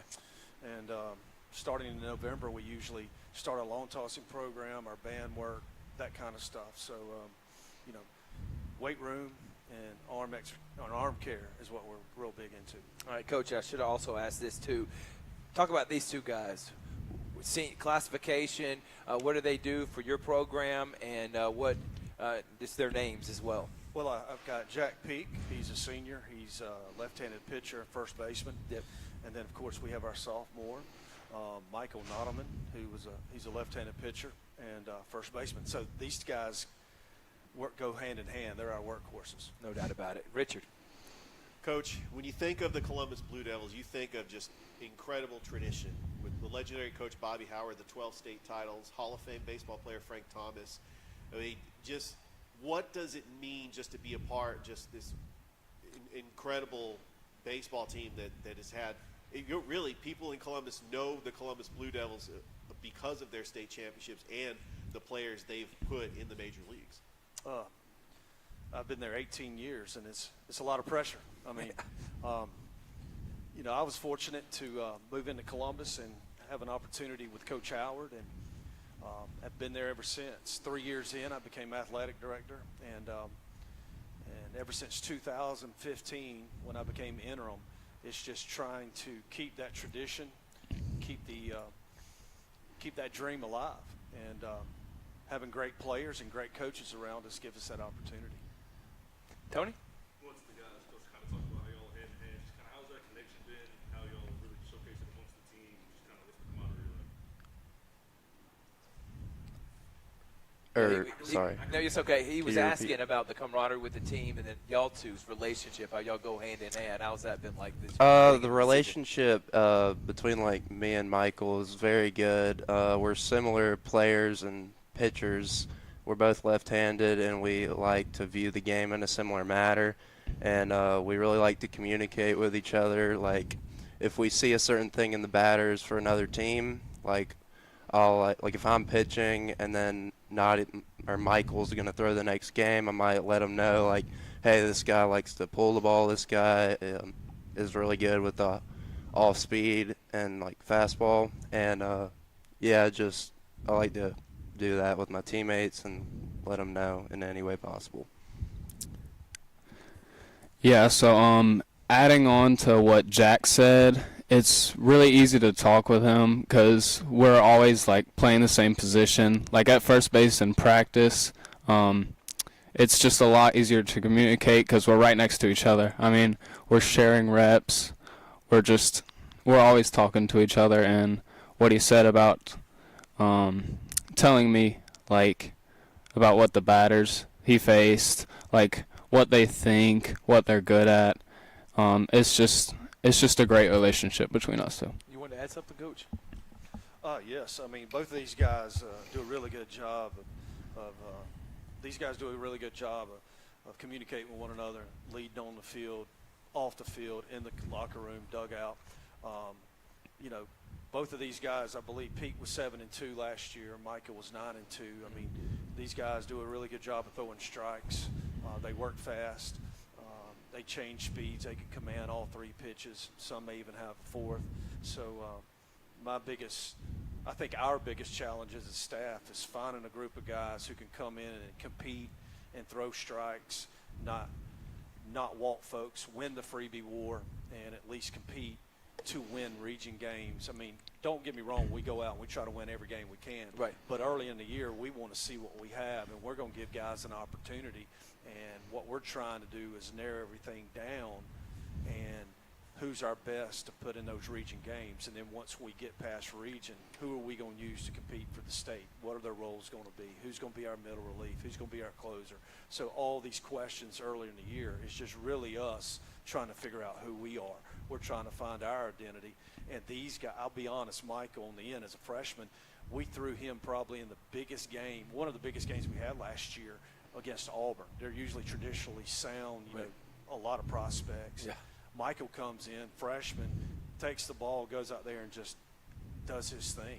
And I'm not saying we won that game, but the composure that he had, the way he competed in that game was just, it didn't even faze him. And so that, to me, that said a lot. And we started using him in more and more roles throughout the season. And then, of course, Pete came in last year in a big game against Thomasville and just shut the door. And at that moment, I was like, we've got a shot here to see how if we can propel ourselves deep into playoffs. Yeah, and I'm hoping that for this year too, Coach. And you made the mention, and I'm going to piggyback off of it a little bit, talking about the experiments that it seems like a lot of you coaches do in the first 15 to 20 games, because when it comes to region or area for Alabama, you don't want to be experimenting anymore. You want to know what your rotation is going to be like, who you can put in certain situations. So are you okay with taking some lumps in the road, some losses early on, knowing it's going to help you maybe for that state championship run? Absolutely. I've never really chased wins and losses, because at the end of the day, we schedule some of the toughest competition in the area, Atlanta, South Georgia. And, you know, I look at that schedule each year and I'm like, Who's made this? Who made this schedule? Who's this? Who are you? Right. You know, so, you know, having that opportunity to put our guys in winnable situations to compete for, you know, a starting job, and, you know, taking our lumps along the way, hoping that we will build that composure, that mentality, that mindset that it doesn't really matter who we play, because we're really competing against ourselves. And, you know, matter of fact, we had a scrimmage yesterday. Okay. And I was writing down things after every inning, and I thought I was going to have to go get another card. I could tell you after the game, I'm just going on and on about things that we didn't do well. But at the same time, there was a lot of things that we did do well. I might not harp on those as much as I do the bad things, but it's because I like to bring that information to them and let them think about it, because if we continue to make these mistakes, we're not going to put ourselves in a situation to be successful. So I think that's a great answer, Coach. And thank you for telling us about the scrimmage game. I feel like a lot of you coaches are doing that, especially early on in the season. Richard. Coach, let's talk about the region that you play in. Thomasville won the region last year. You finished second, but you got all the way to the quarterfinals. But Crisp County is a team to look after. Carver's an up-and-coming team in your region. Of course, Monroe and Doherty. I mean, there's really no margin for error in this region. But really, what is it going to take just to maintain that success and to host home playoff games come to state tournament time? Well, that's always the goal every year, host playoff games. So you got to be a 1 or 2 seed, you know, in that process. And, you know, when you're looking at Thomasville, who, you know, we split with them last year, but we got to go on the road this year. And then, of course, you've got Crisp, who should have a couple guys back, and they come to us. Carver, last year, I'd seen so much improvement in their program. Don't really get to see Doherty and Monroe that much, but I will say every competitive baseball team in this area, we've got a tough region. Yeah. And so it's all about bringing your guys together and hoping that you can put them in a successful situation, and that's what we're looking forward to. All right, Coach, my last question to you. Talk about your staff. I like doing this for all the guys, because you can't do it by yourself. You got the guys that do the everyday little things. You talk about, you know, pitchers, catchers, infield, outfield coaches. You need a lot of guys that want to be able to develop these guys. So give credit to your coaching staff. Oh, absolutely. Greg was up here prior, and we coached together. And you know what it means to be an assistant coach as well. Oh, absolutely. I was an assistant a lot longer than I've been a head coach. Right. So, you know, I can't give enough credit to those guys. I got McClendon Hill, who I coached back in 2010 when we won the state, and I've got Scott Livingston, who's helping us with our pitching. We got Matt Rossi, who, matter of fact, has been in and out with me. Dan Beckett's a new one who played for us in 2007. So, and Bear Elder. So I've got coaches on staff. Not only are they loyal, but they're really good at what they do. And a lot of times they are the backbone. You kind of give them ownership in your program, let them run with it, and I just kind of oversee it. I feel like Nick Saban sometimes, you know. But those guys really, to me, are the workhorses along with the players, that they make sure that we're doing our fundamentals and, you know, getting those things down pat each day at practice. Right. That's why they call you a manager. You manage things and you delegate responsibilities. Absolutely. Well, this is Coach Chad Mathis' team. Went all the way to the quarterfinals last year. These two guys were integral parts, and they only got better this offseason. So expect this Right, you see this is the legendary jersey. It looks like the Cubs jerseys, but it's Columbus High. You look sharp, guys. Looking forward to seeing you this season, and good luck to the Columbus Blue Devils. Thank you so much, Coach. Thank you, man. We're going to take a quick break, and we got coming up next Russell County here on the Georgia Alabama Sports Live High School Media Day 2024.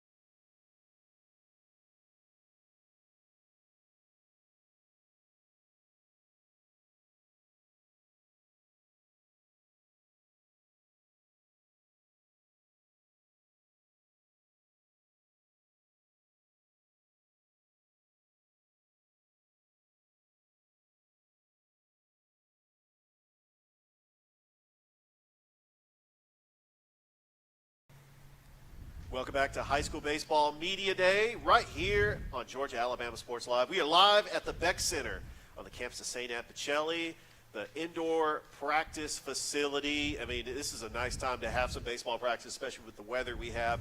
I'm here with the Russell County Warriors, and this is a team that is well known. And, you know, when you had the Phoenix City team go all the way to the Little League World Series in 1999 with the Rasmus brothers, Coach Tony Rasmus winning a state title in 2005. Russell County did have a little bit of a rebuilding. They went through 3 coaches in the last 3 years. But I'm here with the head baseball coach, Coach Danny Danielson. You're in your first year at Russell County, taking over for Coach Dimitri, who's now at Harris County. But Coach Danielson, talk about your coaching background. How long have you been coaching? Where have you been coaching? And just tell us a little bit about the players you brought here today. Yes, sir. So I started off with CR Baseball. It was a local travel ball organization that Casey Rasmus opened up and started running. And I actually had the privilege to coach these 2 young gentlemen here. I have Seth Erickson and Colton Armstrong with me here today. They're juniors at the high school. Big time players for us. They're going to hopefully have big seasons this year. And then I opened up my own travel ball organization, Rip City Baseball. Coach Dimitri got the job last year, and I'd reached out to him about, hiring me on because I had a history with the boys that he was going to be coaching. And it was just an opportunity for me to, advance in my coaching. And I just jumped all over it, and I wanted to help the kids that were there that I had a history with, and it was just a good opportunity. All right, Coach, you just talked about you started your own program, Rip City. Big name, big travel ball name around this area. But what did you learn establishing that helped you to get this high school level coach? And is it the same? Is it similar how you go about your program? I know there's different ages, but the program aspect of building that, how is that similar? It's similar in the ways that for me, I wanted to coach kids who wanted to go to the next level. And so that's kind of, what we always prided ourselves in, and that we're not just doing it for, you know, trophies or just friendship. I mean, obviously those things are important, but we were doing it to grow in our crafts as baseball players and just try to make it to the next level. And I kind of, I've adapted that to the high school program with these guys. I think we have a pretty cool group that you know, their interests are wanting to go and play at the next level, and they've came together, and they're working hard this offseason to try to, you know, take on that and make it to that level. And Coach, one thing I've noticed about Russell County baseball, as I was a part of it, seeing it with Coach Williamson, the last year with Coach Dimitri, is the facilities. Right. I mean, you guys have top-notch facilities, and really players are interested in buying into your program because they know of the success of Russell County and really just establishing a foundation. And there's just a lot of talent in the area. But really, what is it going to take just to get these players to buy into your system going into this season? I think that they know that we have a tough schedule. And again, I think last year Coach Dimitri brought some stability to the program that was lacking, and we've just kind of responded to that with, you know, just being a little bit more disciplined and just understanding that the teams that we face are preparing us for the area games. And you know, the facilities, yeah, they're nice, and you know, that's another thing that we use to help them become disciplined, take care of the stuff that we have, and you know, especially for me, I didn't have nothing like that when I was at Russell County, so you know.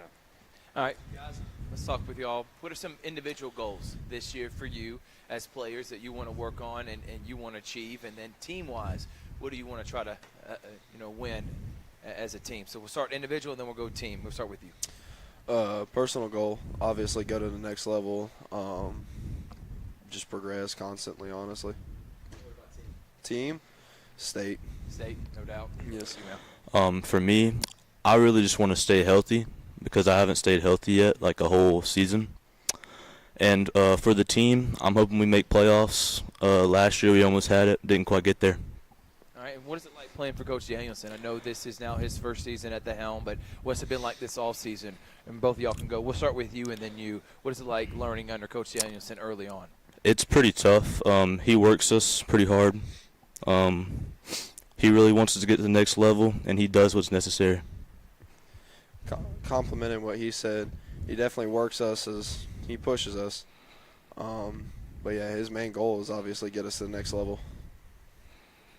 Coach, let's talk about what's going to take to get out of the area and into the playoffs. You went 14-12 last year, went 5-4 in the area. I mean, you got some tough opponents like Park Crossing and Pike Road. But the Russell County Warriors baseball team has been on the doorstep of the playoffs. I mean, you've had a young team over the last couple of seasons. How important are these area games and these non-area games that you're facing teams like Smith Station and Opelika, having to face Troup County at Auburn versus Northside? I mean, how does that prepare you for these area games, which are crucial to try to get into the playoffs? Well, you know, you go into these games early on in the season with the anticipation and the hopes that, you know, your opponents are going to throw their better arms to help you prepare. You want your guys to see in that before you reach the area games. That way there's no surprises. And obviously you want the bulk of, you know, the competition to be early to prepare you for the playoffs and the area, you know, the area play. So obviously I think to be one of the better teams and players in the area, you have to play the better teams and players in the area. All right, Coach, who are some of the guys you give credit to, like some mentors of yours that help establish who you are today as a coach? See, obviously I played for Coach Rasmus, and they were speaking on how I'm hard on them. I demand them to work to try to grow each day. Coach Tony Rasmus, you know, he implemented that into me. Coach John Shoemaker with the Los Angeles Dodgers, Casey Deskins, the late Tony Pierce. You know, I played for him at a young age, and you know, I did a lot of pitching with him early on. Those four guys to me, are my biggest ones. And what's it like working under athletic director Coach Larry Knox? Oh, Coach Knox, he's the man. He allows us, you know, the freedom to run the program, you know, the way we see in regards to development and growing just individual goals and team goals. just this week we've really had a big turnaround at the facilities and getting it ready and play in shape, and he played a big role in that. It's been great. All right, guys, what does it mean to have that RC on your hat and the Warriors on your chest? What does it mean to be a Russell County Warrior? We'll start with you. It means everything. There's a reason that Coach Danny chose us to play for him, and sorry. I understand. It's a lot of pressure, too, to be a Warrior, a team that's won state championship way back when, was the #1 team in the country. Coach Danielson knows all about that. What about you? What does it mean to be a Russell County Warrior when you put that jersey on? It means a lot. We have a lot of history as a school. Also with Coach Danny. He carried his team back in the day. Good answer, guys. Richard. Well, I tell you what, I am excited about seeing Russell County Warriors baseball. We're really looking forward to live streaming some of your games. Opening the season February the 15th against the former region opponent, the Opelika Bulldogs. I know that we expect a lot of fans to coming out to the ballpark. I mean, really, we got excited. baseball in February. This is awesome. This is what it's about. Yeah, it's amazing. We're excited to host them there on the 15th at our place. Absolutely. All right, that is Coach Danny Danielson, his first year with the Russell County Warriors. I want to thank you, gentlemen, for being a part of Baseball Media Day here on Georgia Alabama Sports Live. We're going to go ahead and take a break. Coming up next is the Spencer Green Wave and Coach Pickett. You don't want to go anywhere. This is High School Baseball Media Days right here at the Beck Center on the campus of St. Appicelli here on Georgia Alabama Sports Live.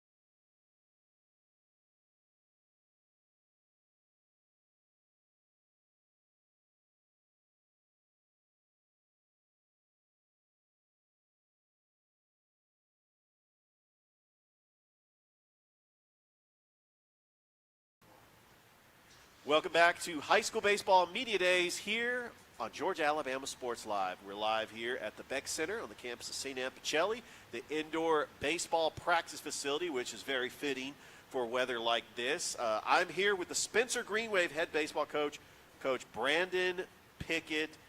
Coach, let's talk about your coaching background. How long you've been coaching baseball? How long you've been the head baseball coach for the Spencer Green Wave? And talk a little bit about your coaching staff. Okay. My name is Brandon Pickett. This is my second year at Spencer. Been coaching baseball. This will be my 5th year. Head coach, second year. First head coaching job. Last year we had a few wins. We're looking to build on that. Had a lot of first year players and a few second year players that were seniors. Got 2 guys that helped me on staff. I'm sorry. I just went blank. I don't know why. That's okay. But Chancellor Johnson, and then Coach Kyle Yepsis as well. Those 2 guys have kind of been hitting it hard for me these last 2 weeks. Because what it is, I actually coach wrestling as well, so I'm kind of trying to make that transition over, and they've been handling the business for me. All right, Coach Pickett, why'd you get into coaching? Why'd you decide to take on this lead job at Spencer Green Waves and be the head man? My father is actually a coach, so I've grown up around coaching all my life. He's actually a college football coach, and so I've always wanted to coach football. And then when I got the opportunity to coach baseball as well, I said, man, bring it on. I'll take a challenge, and I like the sport, so I'm gonna dive in. We're gonna try to get things rolling over here at Spencer. What does it mean for Coach Kegler and being your athletic director? And Richard, if you don't mind just pushing his microphone closer to him real quick, what does it mean as your AD, Coach Gegler, giving you this opportunity to be the head guy? It means a lot to me. It kind of entrusted me with this program. He's someone I look up to. He's one of my mentors. I met Coach Kegler before I actually got to Spencer, and we've known each other about 2 years. And he's kind of one of the guys that I learned a lot from, whether it's being a head coach or in my personal life as well.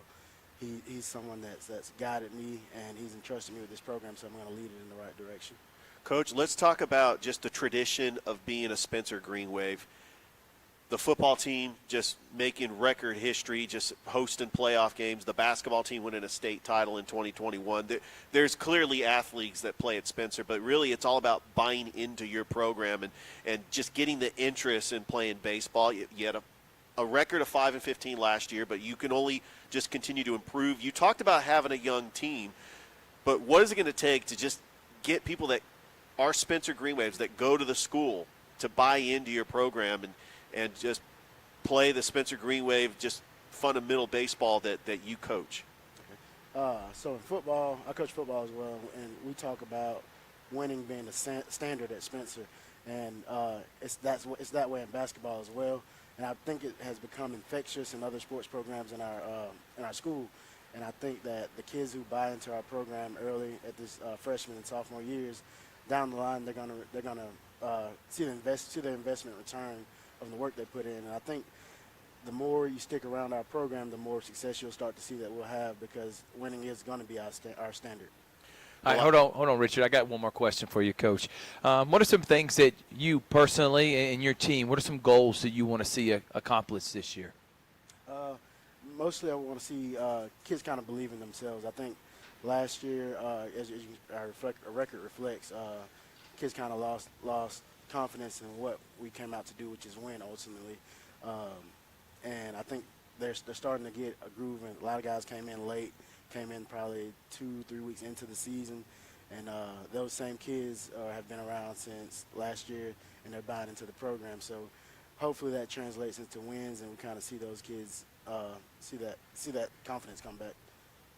I just want to say, Coach, you do a great job with Spencer, and we wish you the best of luck this year. Richard. Yeah, we can't wait for the season to start. You got some key region games coming up against in-town rivals, the Kendrick Cherokees on February the 27th. At Kendrick, March the 1st, taking on the Jordan Red Jackets on March the 12th, taking on Southwest, Northeast. I mean, you got a tough region. Ace Charter went undefeated last year. But these region games, as you get these wins, I mean, you could look at the playoffs. Only the top 4 make the playoffs in the region. But good luck this season, Coach. We're pulling for you. And we want to see the Spencer Green Wave just continue building this foundation and try to just get people interested in baseball. And you do a great job, Coach. Thank you. Absolutely. That is the head baseball coach at the Spencer Green Wave, Coach Brandon Pickett. We're going to go ahead and take a break. And coming up next is the Northside Patriots as you're watching High School Baseball Media Day right here on Georgia-Alabama Sports Live.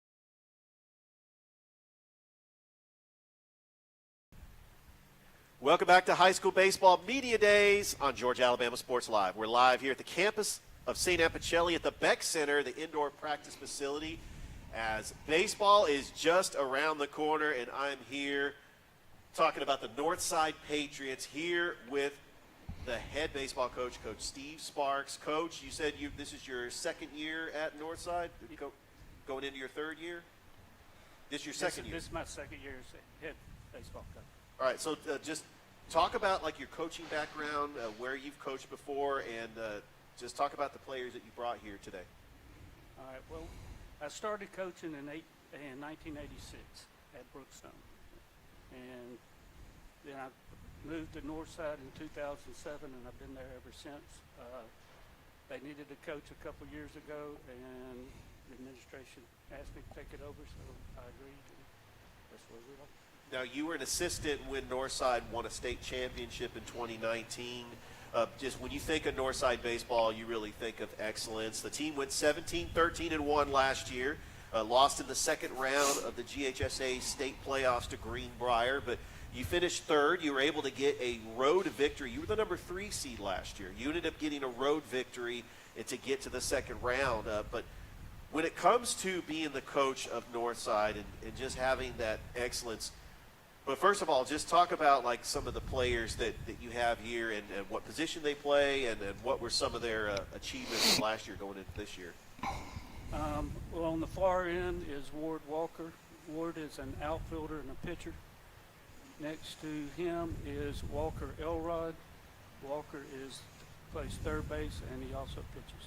And I got to say, I love the unis, rocking the pinstripes. You guys have very sharp uniforms. Let's talk about just this schedule. I mean, you got a brutal schedule coming up. LaGrange, a team that went all the way to the state championship the last 2 years. You got to play them twice this year. You play rivals in town, Columbus, Shaw. I mean, those are going to be big rivals. Your region rival, Harris County, which was the number 2 seed. McIntosh is going to be a tough opponent. What are you looking forward to building for this year to try to continue growing Northside to get past the second round of the playoffs, just to continue having deep runs like when the team won the state championship in 2019? Well, last year's team had 12 seniors. And a lot of those guys were everyday players. And so I need guys like Ward and Walker here being seniors to show the leadership, because we have a very young team. We only have 6 seniors this year and about 7 or 8 juniors. So a lot of the sophomores and even maybe some of the freshmen are going to have to step up and help us out. All right, guys, let's talk about individual goals, and then we'll go team goals. We'll start with you first, and then we'll go to the next one. Individually, what are you trying to work on this year as you head to your college year next year? I know you want to play at that level, but what did you work on this offseason, and what about team goals? This offseason, I mainly worked on my hitting, because last season I didn't have the greatest batting average for my team. But over the summer, this past summer, I had a decent batting average, and I really worked on my hitting. And that's my main goal I want to improve. And I also just want to have a better fielding percentage and less errors than I did last year. Team goals. For team goals, I want to be able to host playoffs this year, which is something I've never been a part of, because my sophomore year we didn't make playoffs. And last year we had to go on the road. So this year I want to host playoffs. That's my main goal as far as team. What about you? What did you work on this offseason? What are some team goals in your mind? So in the off season, I've been working on mainly pitching and also my swing. Got to be able to get the bat going this year. And as far as team goals, playoffs, that's great, but it starts with the first game. You want to get that one a win, work from there. Yeah, I think that's a great answer. What's it like playing for Coach Sparks now in year number 2? How's it been with that transition from your previous coach and now Coach Sparks in year 2? We'll start with you, then go you. We love him. He's great at coaching. He's been in the game a long time, knows how to correct just about anything. As far as the whole team goes, he knows how to get us to work together, and so it's been going up ever since he's been the head coach. It's been great having Coach Sparks as our head coach. You can really get along with him, but he's going to put you in your place when you need to be put in place. He's not going to let you joke around all the time. When it's practice time, it's time to practice, and you're going to get your work done. that's what I like about it. All right, Coach Sparks, I got to ask you this question. Are you related to Jay Sparks? That's my brother. Yeah, there's no doubt about it. And I didn't want to say it because you look just like him, and I love Jay. We work with Columbus State. We do many interviews with him, talking about legendary Columbus State women's coach, started the program, and now is the AD. Back the AD. I don't know why he came back out of retirement. He's a crazy person, but came back out of retirement. And this is his brother Steve Sparks. And I know now you made it to the second round of the playoffs last year. Is it hosting playoffs game this year? Is that the goal heading in, and then hopefully make a deeper playoff run? Well, I mean, we don't really talk about that as a team much. You know, we definitely want to play well in the region, and we talk about playing well in May. And if we're peaking in May, then we will host, and we will, you know, get into the second, third, maybe, you know, further. So it's all about getting them ready to play at the right time. Richard? Coach, what's it like to work underneath the athletic director, Coach Morgan Ingram? Coach Ingram's great. He's great. He does anything we need. He will do his best to get it for us. You know, he's been coaching a long time. I worked with him when he's head football coach. I was under him because I coach football too, and so we have a great relationship. So he comes up to me and says, "Whatever you need, you know, just let me know. I'll see what I can do." All right, guys, I got to ask you the question. What's it like wearing the North Side on your chest? What is it like to be a Patriot? It's really awesome. You know, I've been watching Northside pretty much for a while, like not my whole life, but for a while, and to finally put it on my chest, it feels good. You know, it feels great to represent the school as more than just being a student. You know, we work hard on and off the field. It's about more than just the game. Great answers, guys. Well, I cannot wait for the season to start next week. Valentine's Day, actually. You're going up to the Branch to take on the LaGrange Grangers. I know that legendary head coach Donnie Branch, he's wanting that state title. And so you know that LaGrange is going to be a tough opponent. But that's what Northside's got a lot of tough opponents in it. I think it's going to prepare you, especially when you get into region play and you get into the state playoff run. So good luck, Coach. We're definitely looking forward to this season. And just looking at this schedule, looking for these intriguing matchups, including taking on Coach Kehoe and the Central Red Devils on February the 22nd, and then also taking on some of your rivals like Shaw and Columbus. Thank you. We'll need it. Absolutely. Thank you, gentlemen. Looking forward to the season. As the head baseball coach of the Northside Patriots, Coach Steve Sparks. We're going to go ahead and take a break, and when we come back, we're definitely more than halfway done. We got about 4 more teams left. We got Coach Fanning and the defending AISA champion Glenwood Gators coming up next here on Georgia Alabama Sports Live. High School Baseball Media Days live from the Beck Center on the campus of Pacelli. We'll be right back.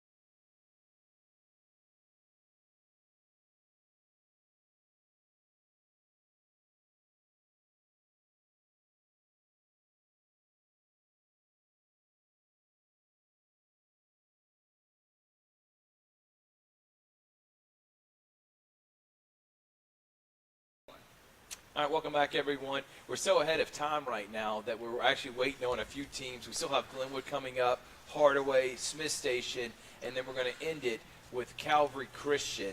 But, Richard, it's been an excellent day. I have thoroughly enjoyed talking to all the coaches as they've rebuilt their program. And honestly, we're going to actually swap it around. Calvary was going to be last. We're actually going to have them next here in just a moment because I know I can just text Steve anytime I need something. Hey, changing schedule, can you be here early? I know my man's going to come through when he needs to, but it's been an excellent day so far, hasn't it? Oh, it has. It started with Carver and our good friend, Coach Michael Long Jr. I mean, I've known him for about a year now. Just, he's been helping us out. He's also a broadcaster. He was calling games on Georgia Alabama Sports Live, and I trying to give Carver some love. Just starting out with Carver. Then it had Jordan. I mean, some great some up-and-coming programs, too. I mean, Columbus being a baseball town, it was great to hear from all the coaches. It was great to hear from the Spencer and the Kendrick coach. And then what can you say about, like, some of the programs that are trying to win a state championship? I mean, we have several at the AISA level with Glenwood, Calvary, and the Gaps that are the defending state champions. And you look at a team like Central that's been there multiple years. I love talking to Coach Danielson and trying to rebuild that brand at Russell County that they're known for winning. It's really been a fun day, and I just really thankful that Pacelli, Coach Corey Black, the athletic director of Pacelli, is allowing us to use the indoor baseball facility here at the Beck Center. Yeah, and it's been a lot of fun. Thank you so much to Roger Beck, who's a sponsor of ours, and Exactly. we appreciate the love that he has shown us. I've enjoyed it, too. I've enjoyed hearing from all these guys. We still got a few more schools left. Just want to give an update before we have on Calvary, as this week we got a lot of games we're going to be doing. On Monday, we got a doubleheader. We got the Glenwood girls hosting an Elite Eight game, and then we also have Spencer taking on top 10, both top 10 teams, Southwest and Spencer. Both of them are top their region, so can't wait to do that, Richard. Can't Tuesday, wait. we got Calvary hosting Konos, girls and boys, in a region tournament game. And we got Glenwood's boys Elite Eight game. Wednesday, we got the semifinals of the middle school basketball tournament. Thursday is the boys. Girls is Wednesday. Thursday, boys. Then we got CVCC on Thursday. And if Glenwood's able to make it to the state championship, we got that on Friday as well with Brookstone, Pacelli, and then, of course, the middle school championship on Saturday. So we're going to be busy. Stay tuned. We may not throw a broadcast schedule out there because it's all up in the air. It's all up in the air where we're going to be, just like it was last week. And we're sorry to the Hardaway Shaw fans. And we know we put out there in the beginning of the week that we were going to be broadcasting that game. But we already had Pacelli Heritage down, and Glenwood made it to the region tournament championship, the girls and boys. I felt like we couldn't turn down that opportunity, so we apologize we weren't able to make that. But we're going to take a break. We're going to come back. It's one of the best coaches in our area with, honestly, if you go by Georgia Alabama Sports Live preseason rankings, Richard Holdridge has them at number 1. I haven't put mine out there, but I know they're in the top 2 or 3. We'll be talking with Coach Steve Smith and the Calvary Knights right here on Georgia Alabama Sports Live High School Media Day. We'll be right back after this.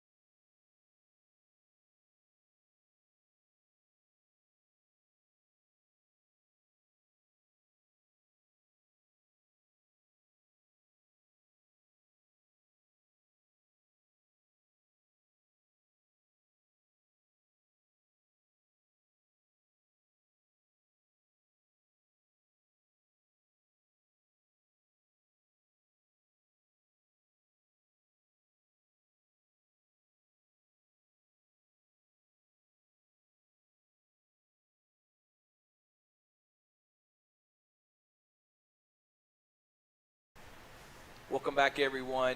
It's Rick Barringer here with Georgia Alabama Sports Live High School Baseball Media Day, and I am with a good friend of mine first, and also a guy that has believed in what we've been doing. He allowed us to live stream his state championship run last year. This is before we started Georgia Alabama Sports Live, but again, he's been from when we were doing it off our phone to now see where we're at today. He's been there from the whole ride, and he believes in what we're trying to do, which is give exposure to his program and other programs around here and players like these two gentlemen right here. So we appreciate that, Coach. I'm going to start off with that. But Coach Steve Smith, who's won 5 straight state championships in a row, I'm going to include, and that includes, or is it 6? I'm not including the COVID year, am I? Can't include the COVID year.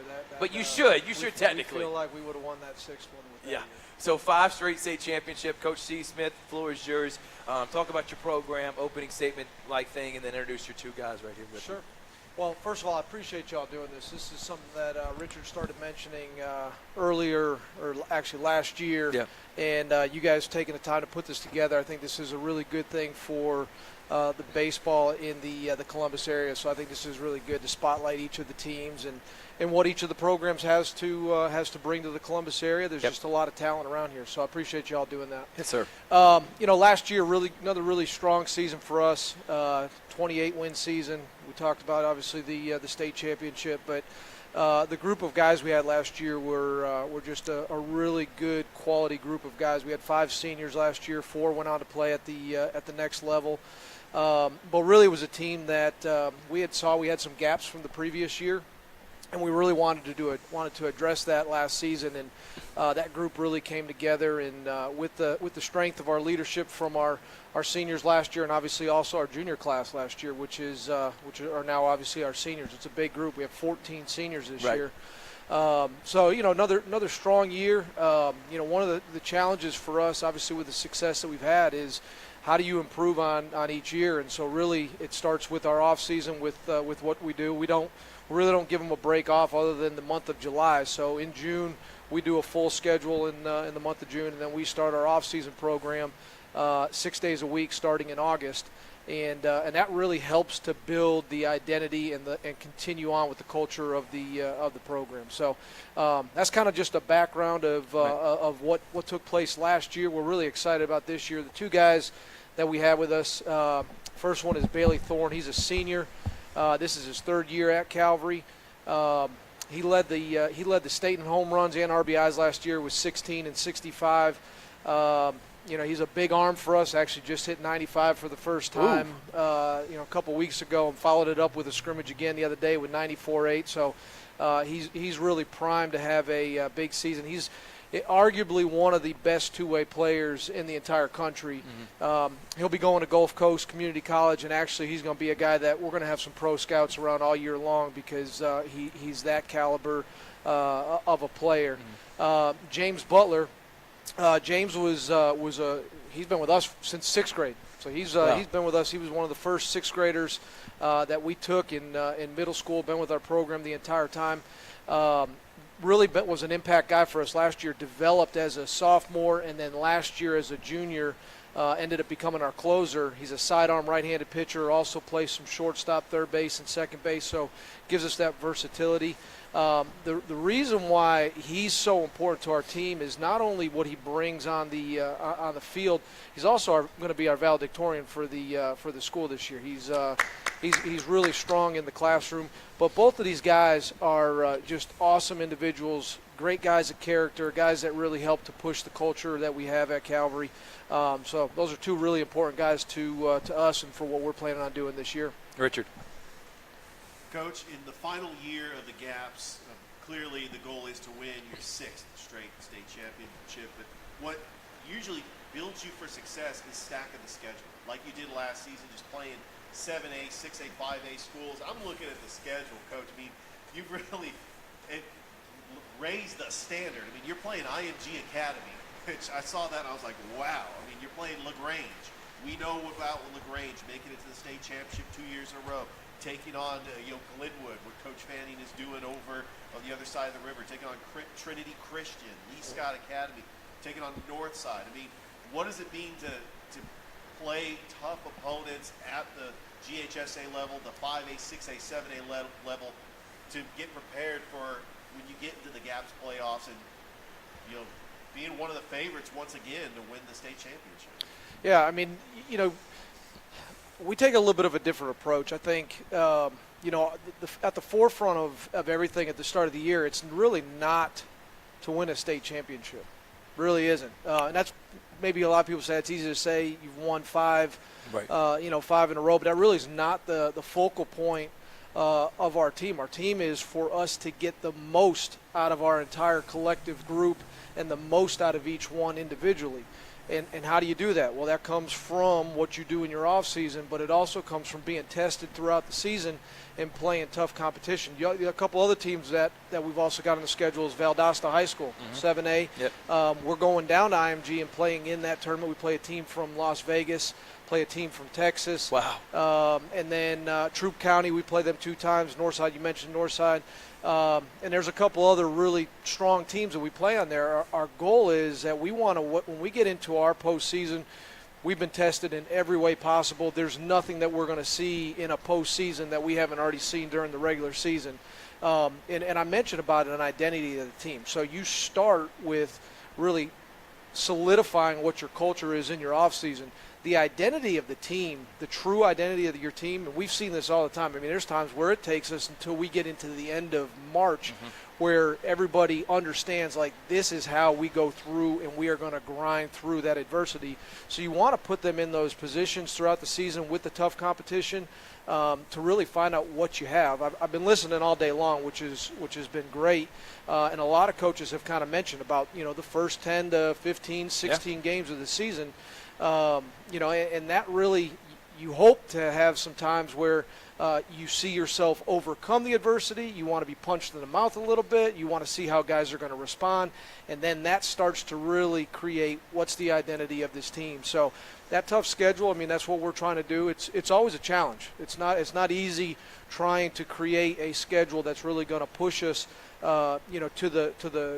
to really try to get the potential out of our team. But every year we try to push it more and more every single year. Yeah, if you wanted to stay within just private school, you know this, Coach, you probably could go undefeated, not lose a game. But what is that really establishing for your guys that need to play adversity? They need to play other top-notch guys. So playing at the Glenwoods and LaGrange and the public schools, you're talking about playing an IMG tournament, that's only going to get you better. All right, let's talk to these 2 gentlemen right here.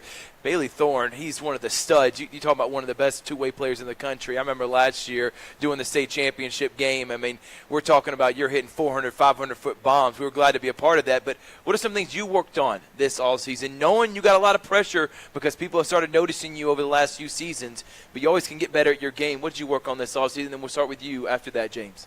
So at Calvary, we are always doing something in the building. And it's just every day we're out there playing, every day we're practicing. I'd say the last 3 weeks there hasn't been a day we haven't been on the field hitting, and then seeing live arms just really helps us. It puts me a step above kind of everyone else from other teams when we're sitting there hitting live every day, and then you get over the little stuff in your swing you need to get over, and then just feel like I'm really ready the first game. And then as the season goes on, we continue to do that and then just keep working. Yep. James? I'd say it's definitely being able to see those live arms day in, day out, twice a week. I mean, we've been doing that. Also just working on, the mental side of the game, being confident, just ready to go.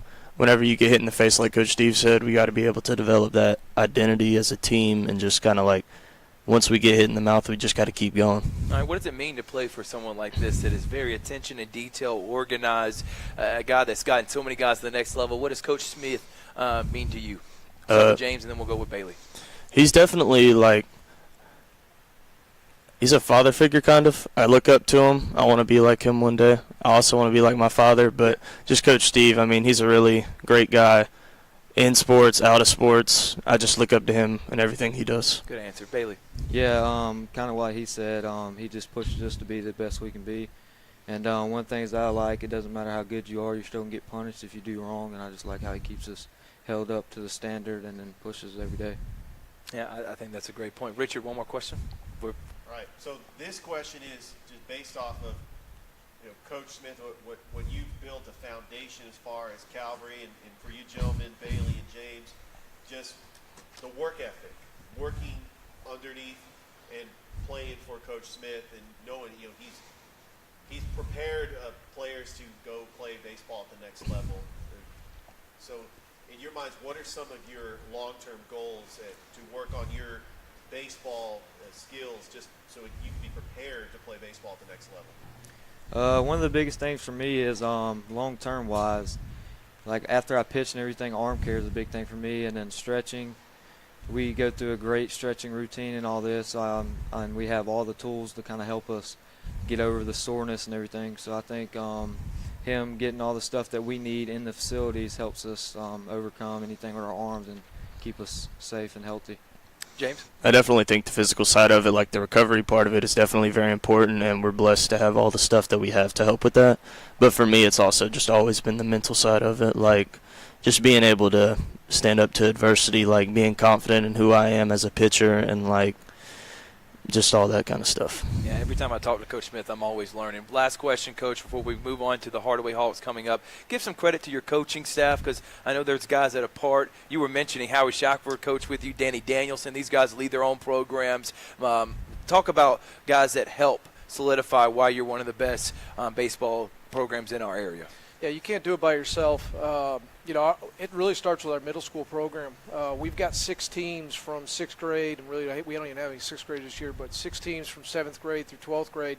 I've got Brian Trepagna, who just joined us, was a Columbus Chattahoochee. Yep. Peyton Holloway, former alumni, just graduated from Shorter College. Renee Rubio. Those 3 guys, they run our middle school program, which we have 2 teams there.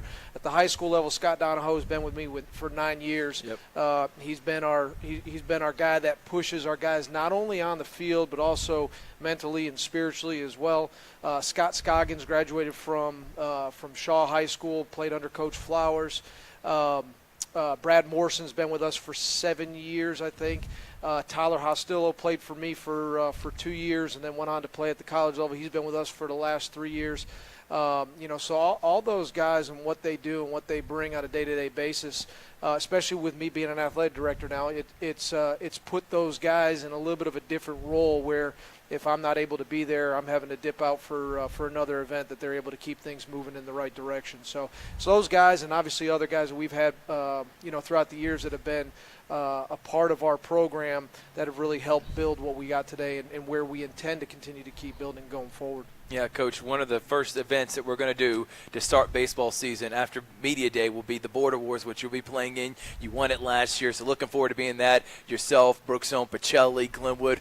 It's an elite of an elite crew. Thank you so much, Coach. Appreciate it. Good luck this season. Bailey Thorne, James Butler, Coach Steve Smith, 5 straight state championships, trying to make it 6. We got Hardaway Hawks coming up next here on the Georgia Alabama Sports Live High School Baseball Media Day. We'll be right back after this.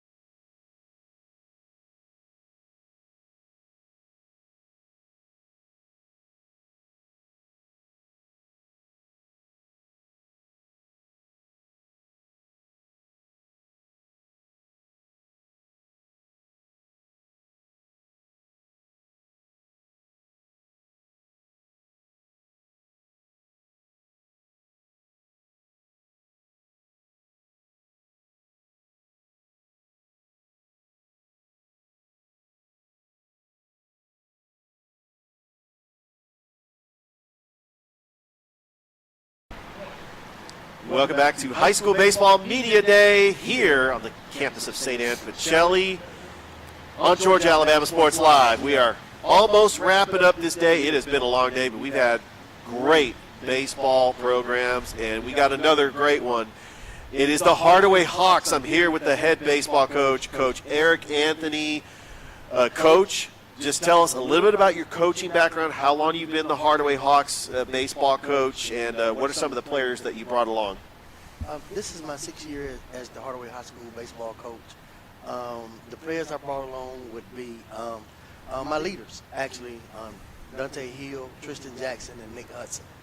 All returning players, and all would be playing a key asset to our program this year. All right, Coach. Now, last year you finished 11-15. I know the goal is to try to make the playoffs. I mean, you got some tough opponents in your region, including the Shaw Raiders, Bainbridge, always a tough opponents. But leading up to this season and getting your team ready, what are some of the fundamentals that you've been working on in the off season? Well, off-season program has consisted of them learning the game of baseball. At Hardaway, we're not blessed with the riches of having baseball players. A lot of our players coming in, starting baseball for the first time in high school, and as you know, that's tough. So our primary focus right now is just to teach them the game that they don't know how to play. And that's why I'm so fortunate to have these 3 young men with me, because they know baseball. They know how to play. But when you're dealing with kids that never have done this before, you got to think about the risk factor, the risk of injury. You got to think about teaching them, because, we had kids, they don't know how to bunt. They don't know what hit and run is. They don't know what steal. But, we don't make excuses. We just go to work. All right. Coach, who are some of the guys that were, mentors of yours that got you in the coaching profession? I know, what you're saying right now, you're worried about developing your guys. I know you want to win games, that will come along, but get them to love the game of baseball. But why did you start loving the game of baseball? Who are some of your mentors that got you into coaching? Well, I started under Rod Williams at Lee County High School, Leesburg, Georgia. I was fortunate enough to start playing baseball as a freshman, starting on a varsity team. Each year, we went to the Final Four at my regime. I was fortunate enough to be drafted out of high school and turned it down by the Dodgers, and then I went to college. The first time I got, picked up in college was by the Chicago Cubs. Turned them down. All right. So I've been blessed, man, just to have some good mentors. Rod Williams is my mentor. Richard. All right, gentlemen. So this is going to be a question for each of you. What is it like to play for Coach Anthony? And we'll start with you and then follow with you. I would say that playing for Coach Anthony is a gift. He drives young men like us to be the best we can be and try to help us to take us to the next level. All right, you?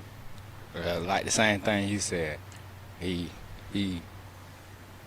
make us dang. Go ahead. Playing under Coach Anthony, is great.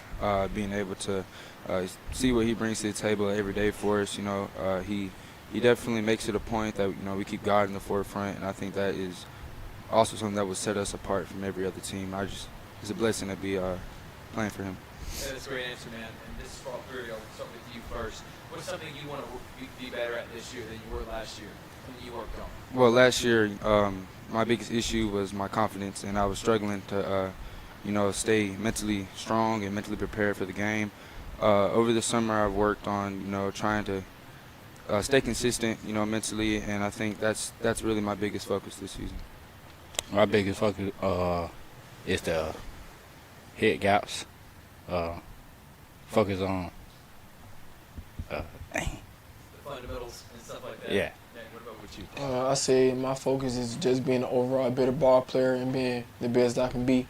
Always improving until I can make it to that next level. Yeah, good answer, Richard. Coach, well, I'm really excited about this upcoming season. You actually kick things off next week on February the 12th, taking on the Carver Tigers. And good luck. And I know that when you get into region play, just want to talk a little bit about the schedule that we have. You're taking on St. Anne Pacelli. You're taking on Shaw. You're hosting Peach County. I mean, really, what does that mean just to have these showcase games, just to get people out there just interested in the game? I mean, because really there's a lot of fans at Hardaway that that love all the sports, but just to get the fans to come out to the Diamond and to see the Hardaway baseball team. What does it mean just to have these showcase games to show the product of Hardaway baseball? We're here to compete, man. That's what we are. We play with what we got, and we ain't gonna fear no opponent. We understand that some teams gonna have, from the top 9, they're gonna have better baseball players. We don't care nothing about that. We want our opponents to know that we put our pants on one leg at a time, just like them, and we coming to compete. We coming to let these people know that we have arrived, and that's our mentality. I love that answer, Coach. Absolutely. Coach, I'm excited. Good luck this season, gentlemen. Good luck, and can't wait to see you out on the Diamond. Thank you. All right, that is the Hardaway Hawks head baseball coach, Eric Anthony, and they are opening the season February the 12th against the Carver Tigers. We're going to go ahead and take a break. Coming up next, it's the Glenwood Gators. You don't want to go anywhere. It's High School Baseball Media Day here on Georgia Alabama Sports Live.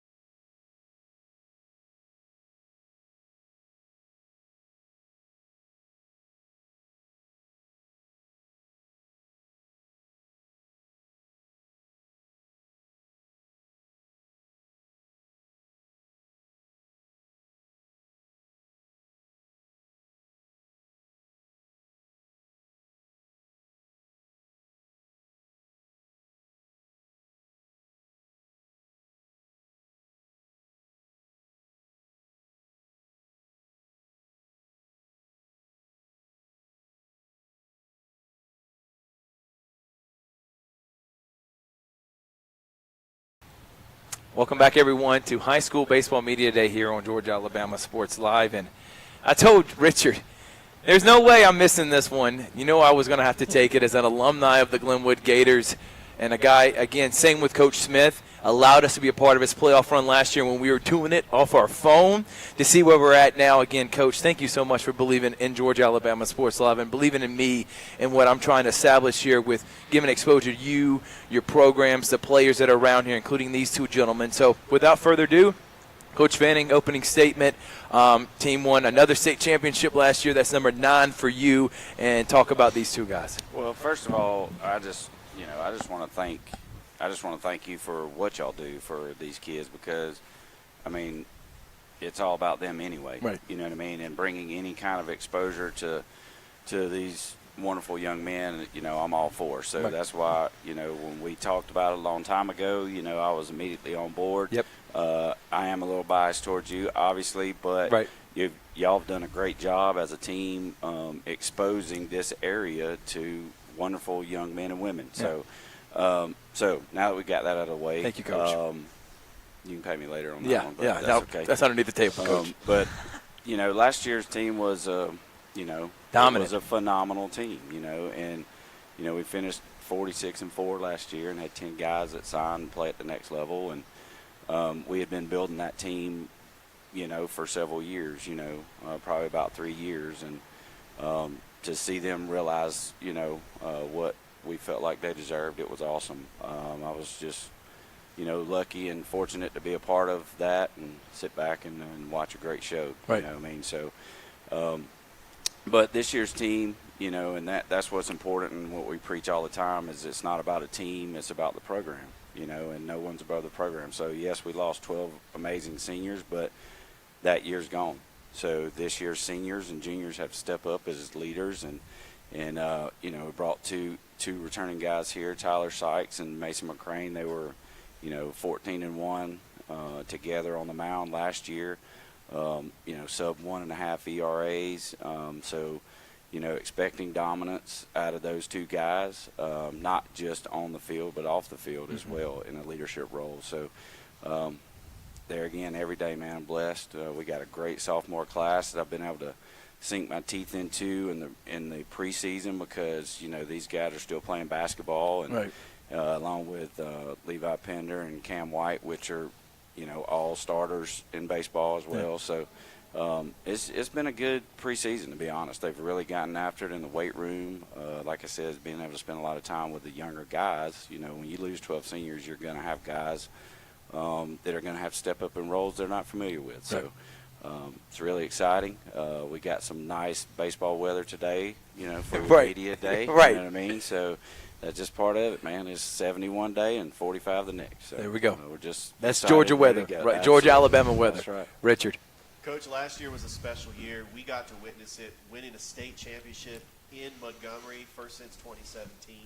You talked about a lot of the starters. One in particular, Jackson Milam, was really the top home run hitter from last year. He's gone on to the next level. But you do have a team coming back that has leadership. And really in the final year of the AISA, what are the goals ultimately to close the AISA and to make that transition to the AHSAA next season? What are some of the goals this year? Well, ultimately the goal is to be the best we can possibly be on and off the field. So whatever that looks like, we always talk about not worrying about something you're not and worrying about what you are. So, yeah, are we going to hit as many home runs as last year? Probably not, okay? But that still doesn't take away the goal that we have every single year, is that to play as long as we possibly can play. And with the arms that we have, we did have a senior-laden team last year, but we returned the majority of our arms still. So that's exciting when you know that that you've got guys that have a lot of experience on the mound. So I think, this year may be a little bit more pitching and defense as opposed to, scoring a ton of runs. Who knows? But you can still do both without hitting home runs. So that's just kind of been our focus, really, is just, like I said, having a very young team it's a ton of fundamental work, a ton of defensive things, and really getting them to buy into our offensive strategy as far as who we are, not what we're not. I think that's a great answer, Coach. And, you're replacing Jacob Page, one of the best arms in all of baseball last year around this area. He talked about Jackson Milam, but, Page got a lot of the recognition, but I thought one of the MVPs last year during your playoff run was this guy right here, Tyler Sykes. He was excellent. So, Tyler, what are some things you worked on this offseason? By the way, these two guys are playing basketball as well. They got a big upset against Springwood last week, lost in the region tournament championship, but both of them got a ring from last year's basketball team. But let's talk about baseball. What are some things you worked on this offseason? And then we'll go to you, Mason, right after Tyler. I just think that I worked on my composure and, just stop worrying about what I can't control, and just, next pitch is my mentality. Next pitch, no matter what happens to the pitch before, just keep attacking and just only control what you can control.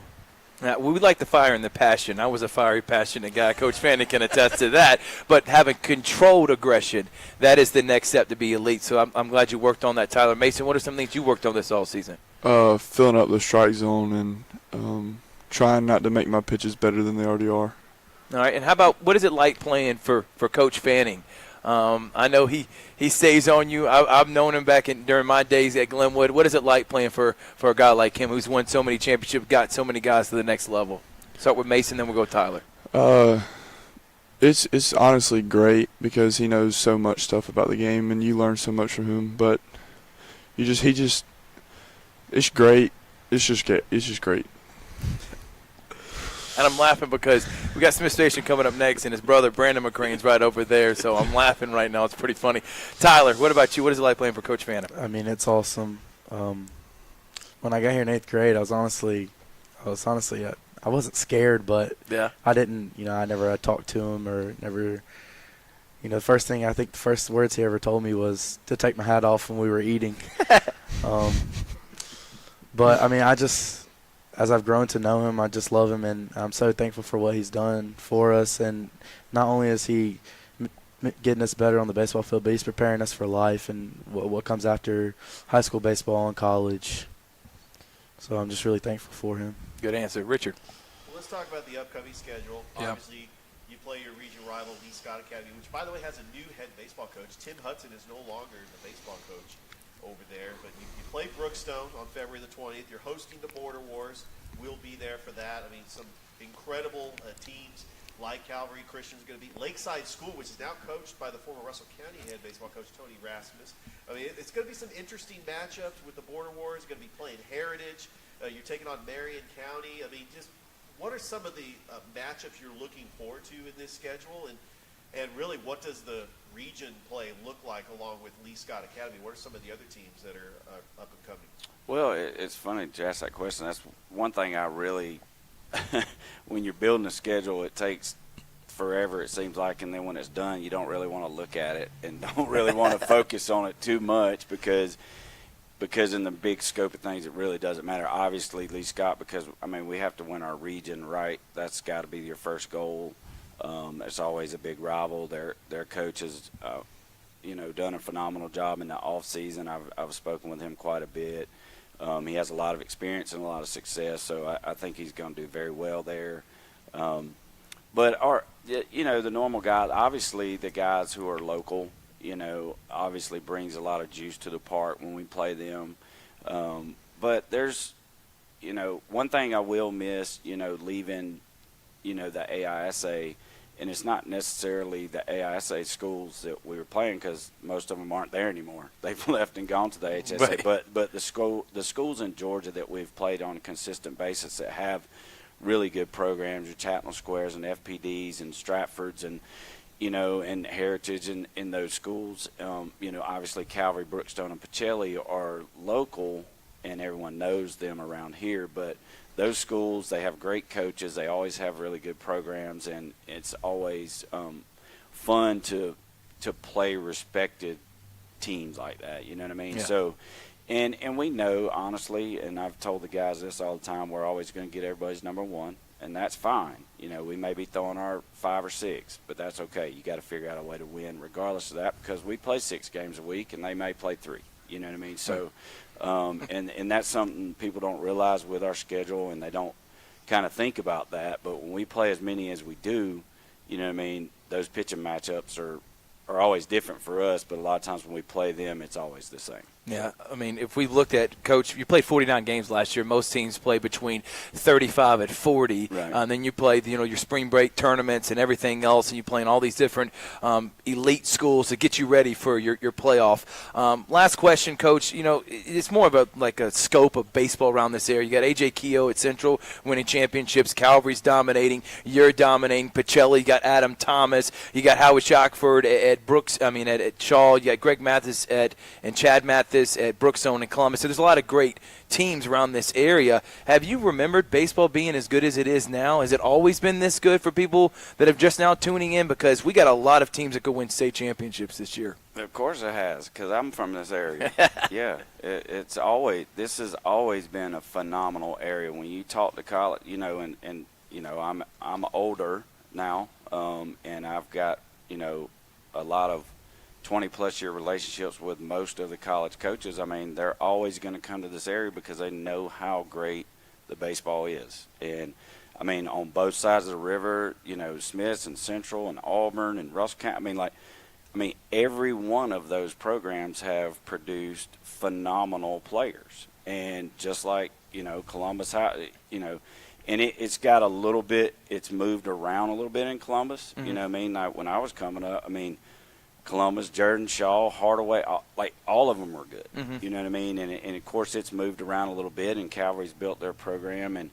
But those schools, they added Northside. That wasn't a school when I was coming through, and they always have a great program. And Columbus High and Calvary, Brookstone, you know what I mean? So there's 10 or 12 schools that you can name off just like that. I mean, and right outside of that, you got Harris County, LaGrange, Auburn, I said over there. You know what I mean? So this whole area is phenomenal for baseball. Always has been and always will be. Hotbed for recruiting, no doubt about it. Coach Tim Fanning, 9 state championships as a coach, looking for number 10. He's also been a great AD. And Tyler Sykes, Mason McCrane, good luck basketball-wise. We'll be broadcasting some of your games this week, and good luck for the baseball season. We're going to take another break, and we're doing our last team, the Smith Station Panthers, who made it all the way to the Final Four last year against Central. Georgia Alabama Sports Hub High School Baseball Media Day. We'll be back after this. Go Gators.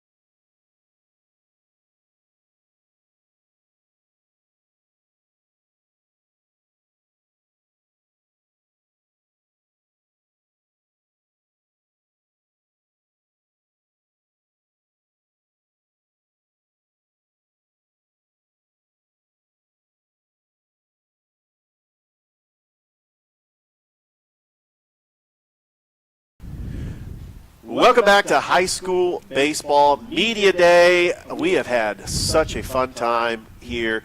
We've had 16 schools. We've got one final school here on Georgia Alabama Sports Live. It is the Smith Station Panthers. And I'm here with the assistant head baseball coach, Jeff Davis. Coach Michael Ferry could not make it. Coach, just thank you so much just for taking time out of your schedule and just being here. Wrapping up this high school baseball media days. Let's talk about last season, because you had a phenomenal run into the semifinals, lost to Central, but I was there at that game. It was the most electric atmosphere I've ever seen for a baseball game. I mean, the place was absolutely packed, obviously because of big rivalry, but talk about some of the lessons learned from last season, and let's talk about your coaching background, how long you've been at Smith Station, and what are some of the players? Who are some of the players that you brought along with you? Okay. Well, I've been here at Smith for 20 years. This will be my 20th year assistant baseball coach. Worked for 2 really good head coaches, and you know, as far as the environment last year against Central, it was absolutely electric. It was, you know, two rivals going at it with great players on both sides, and you know, our number one was basically pitching on one leg.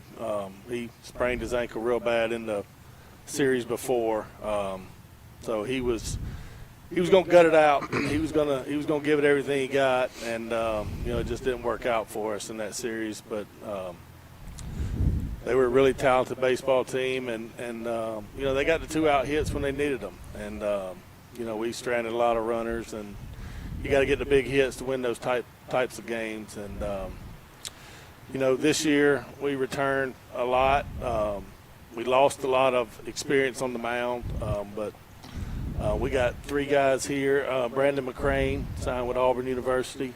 Brody Dixon, CVCC signee, and Houston Well, Central Alabama signee. And these 3 guys are all seniors, and they bring a lot of experience and depth to our team. So they're all 3 pitchers. They're all 3 position players, so two-way guys. And we do return a lot of pieces. We don't return a lot of basically starters, guys that filled in last year and played roles. We return a lot of those guys. So as far as experience, it ain't going to be what we had in previous years. But they're gaining a lot of experience each day. You know, when days like this, you got to be inside and getting your work in. But we did have about a 6-hour scrimmage yesterday, so that was good. All right, guys, let's start. We'll start with Brandon, and then we'll go all the way down. What are some things you worked on this offseason? What are some individual goals, and obviously what are the team goals? So start what you worked on individually, and what's your team goal? Brandon, and then we'll go from there on. I'd say this offseason I worked really hard in the weight room, and I wasn't focused on any other sports except baseball. And I'd say I've gotten a lot stronger, and my arm's gotten time to develop more. And I didn't really have to rush into it, so I had a lot of time. And I'd say the team goal this year is to first off beat Central and win a state championship. You already know about that. You have a state championship. You know what it takes to get that level, so you're going to help the other guys maybe be the catalyst to get you over the top. What about you? Yeah, you know, I've just worked on throwing strikes and just being more consistent in the zone and just being more of a leader and just helping the team. I mean, coming off of last year, that was just hard to go through, and just losing to Central in front of all them people, because that's the one you want to pull out, especially when you're the underdog. But just being a football guy, just getting stronger in the weight room and just working hard, hitting and trying to get the average up and just hitting more for contact and just letting it get done. But main goal is, like he said, just to beat Central, and always to beat Central and Auburn. Even Opelika, they're going to be really good this year, and to win a state championship, that's the ultimate goal. Excellent. What about you, man? Just working on hitting more. Last year was a pretty good season for all of us on the mound and hitting, so I think we need to work on that. This year we're going to score a lot more runs and throw the ball the same as well. So hopefully, like they said, beat Central, the main one, Auburn. Hopefully I can be really good this year, but I hope we just pull it out and win a state championship, so that's it. Definitely want to see you beat those Red Devils. Yeah, you talked about how tough this region is with Auburn, Opelika, and Central. When it comes to Smith Station baseball, you know, you were part of that team that won the state title in 2015. A lot of great baseball players came up in this area, played Little League in the Phoenix City Smith Station area. But, gentlemen, what does it mean to wear the Smith Station across the brow of the cap and on your pinstripe jerseys? We'll start with you, Brandon. I'd say it means a lot. I mean, I haven't really been here long, so I'm just kind of starting to get into it, but it means a lot to me. I love it. We've been on as a baseball school, and we just compete every year, just day in and day out. We love to have Brandon here, and we're super excited he's on board with us, and he really helps out. It's means brotherhood, really. I've been with these boys since 6th grade, some of them, maybe not all of them, but it's glad to have family around, and family goes a long way here. So. All right, Coach Davis, my question for you is this. What's it like coaching with Coach Ferry and being at Smith Station as long as you have and being one of the top baseball minds around this area? What does it mean for you to be with him? Well, he's a great guy. What you see is what you get. He's up front, and He's a pitching guy, so he really does a great job with taking care of our kids' arms. There's one thing that he's never going to do. He's never going to risk an injury to win a baseball game. Pitch count early in the season is very important. He's going to keep them really tight pitch counts, and then he's just going to progress them as the year goes along. He cares about his players, and great guy to work for. As far as me being a Smith Station alumni and being able to work here for the last 20 years is special. Winning the state championship was special. We went to the Final Four 3 other times. So it is a great baseball school. But, there's so many great baseball schools in our area. And just in our area alone with Central, Auburn, and Opelika, basically if you can get into playoffs, I think the last 4 or 5 years, the 2 teams from our area have matched up in the semifinals. So getting in is key. And then, if you can just get in, you can make a run to the semis and hopefully get to the finals. But there is a lot of competition in our area alone. Auburn last year had 6 SEC signees on their team, and they didn't even make the playoffs. And just think about that. That's tough. And Opelika, we were very fortunate to win Game 2 against them, beat them 9-8, and that was probably the key game that helped us get into playoffs. And then Central, we split with them, and it's going to be the same way this year. What's really crazy is you play 40-something baseball games, and 6 games is what determines getting into playoffs. I just feel that there's some other format that can be better than that. Well, Coach, that we are excited about Smith Station baseball, but just looking at the schedule this year, I mean, you've got some tough opponents coming up. You're facing the Columbus Blue Devils. You have to face Harris County. Some schools that we've known as football schools, they're also baseball schools. Hewitt-Trussville and Thompson. I mean, they got some good baseball teams as well. And, of course, facing your region opponents. What are you looking forward to about playing the opponents in front of you on your schedule before you hit area play? Well, for us, Coach Ferry has allowed me to make the baseball schedule since he's been the head coach, and I take a lot of pride in finding the best teams to play to prepare us for area. Because if you don't play those teams when you get there, you're not going to be ready. And last year we made a trip to Huntsville.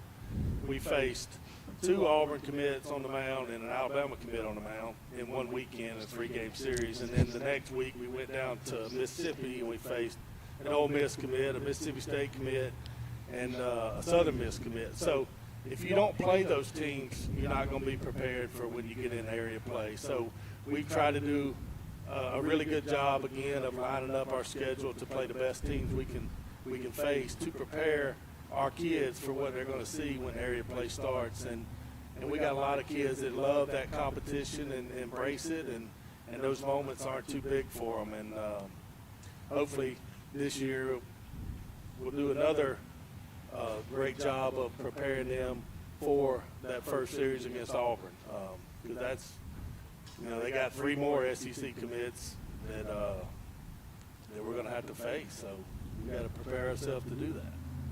Absolutely. Well, good luck, Coach. Your first home game is going to be Wednesday, February the 21st, taking on the LaGrange Grangers, who went to the state championship the last 2 seasons. Coach Donnie Branch is really building something special over LaGrange. I think that's going to be a very good matchup for you. And then you get ready to take on Northside, Columbus, and then taking on some Alabama schools. Mosley, the legendary coach Bobby Howard, coaches down there. I mean, you got a tough schedule, but, it's going to get your team battle-tested for area play. And, gentlemen, good luck this season, and we're really excited about Smith Station baseball. Thank you. And we appreciate everything y'all do for high school baseball in our area. All right, that is the assistant baseball coach, Coach Jeff Davis. Is the Smith Station Panthers, and that will wrap up Media Day for all 16 schools. We're going to go ahead and take a break, and then Thrip Barrage and I will close this thing out as you're watching the High School Baseball Media Days right here on Georgia Alabama Sports Live. We'll be right back.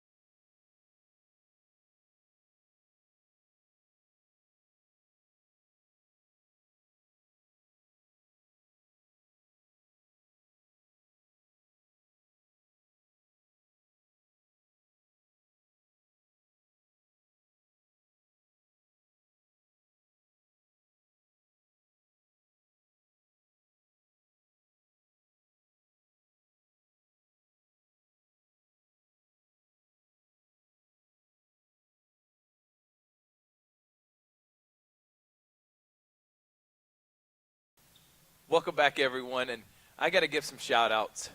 This is not possible without three integral people. He's walking in right now. We're going to get him with the Pacelli Basketball Coaches Show. It's Coach Corey Black, the athletic director, allowed us to be here at his facility. And it's also our two producers, who one is a complete goober in Toygar Isla, which I love to death, and then Christopher Gates. If you're wondering why this production is as high level as it is, we're just hot talking heads just spewing at the mouth. They're the guys that make it the real deal Holyfield, and I have been so impressed from what they have done all day today. And I know I got my jacket on because I couldn't take it anymore. I was too cold. I was shaking up here. I was like, all right, I got to stop shaking so much. But thank you again to all the coaches, Richard. How about this absolutely phenomenal day? Started with Michael Long and Carver, then went to Jordan and David Lane, Harris County, Tony Dimitri, then Adam Thomas of Pacelli, then Central's A.J. Kehoe, Shaw Raiders, Howie Shackelford, then Kendricks, Michael Peak. Then we had Columbus Blue Devils, Chad Mathis, and Brookstone Cougars coach Greg Mathis. Spencer came in with Brandon Pickett. Russell County Warriors, Danny Danielson, doing a great job. How about Northside? Has Jay Sparks' brother, Steve Sparks. Yeah, who would have thought? Glenwood, and then we had the Hardaway Hawks, with Eric Anthony. The Calvary Christian Knights and Steve Smith.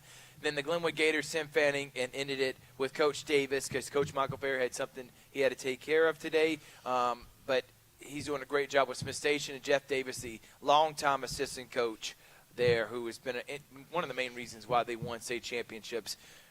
Everyone showed up. Everyone showed out. Everyone was well-spoken. I thought just an excellent day, Richard. What a huge success. Baseball Media Days, the first in the books. Georgia Alabama Sports Live hosted it. I hope we get to do this every year. I think that it was great that we got to give these kids exposure and let them just talk about what they've been working on in some of the upcoming games, talk about the season last year. And I was looking at the schedule, and I am just getting excited because Thrift, I'm a baseball fan. You are a baseball guy. I've lived in Columbus since 2015. Columbus is obviously a baseball town because of the Northern Little League World Series team. You have Columbus State that's won an NCAA title. You have the Chattahoochee here. We're getting a minor league baseball team in 2025. I mean, everybody just loves baseball here in this town. Great baseball players like Frank Thomas, Tim Hudson, Edwin Jackson, Glenn Davis. I mean, just so many great baseball players, and I just thought it was great that we got this exposure. And we are going to be live streaming games for Georgia Alabama Sports Live. There's just some incredible matchups that I cannot wait to live stream with you, Thrift. I can't wait either. So thank you again to all the coaches. Thank you to Pacelli for allowing us to be here, Corey Black and Roger Beck, and here at the Beck Center. We've had a lot of fun all day today. Thank you all our sponsors that made this possible. We got a great week about high school basketball coming up. We won't start live streaming baseball games. I know there's some good ones coming up, but with basketball still going on, we won't be able to hit them probably till Board Awards, which is going to be at the end of February, first week of March. So that's when we'll really start kicking off baseball season. We're looking forward to it. Thank you again to all the coaches and players. Thank you to all our supporters. Subscribe on YouTube. Like us on Facebook. High School Baseball Media Day 2024. First annual Georgia Alabama Sports Live High School Media Day in the books. We'll see you next time. And actually, in the next 5 minutes, we're going to start the Pacelli on another link, the Pacelli Basketball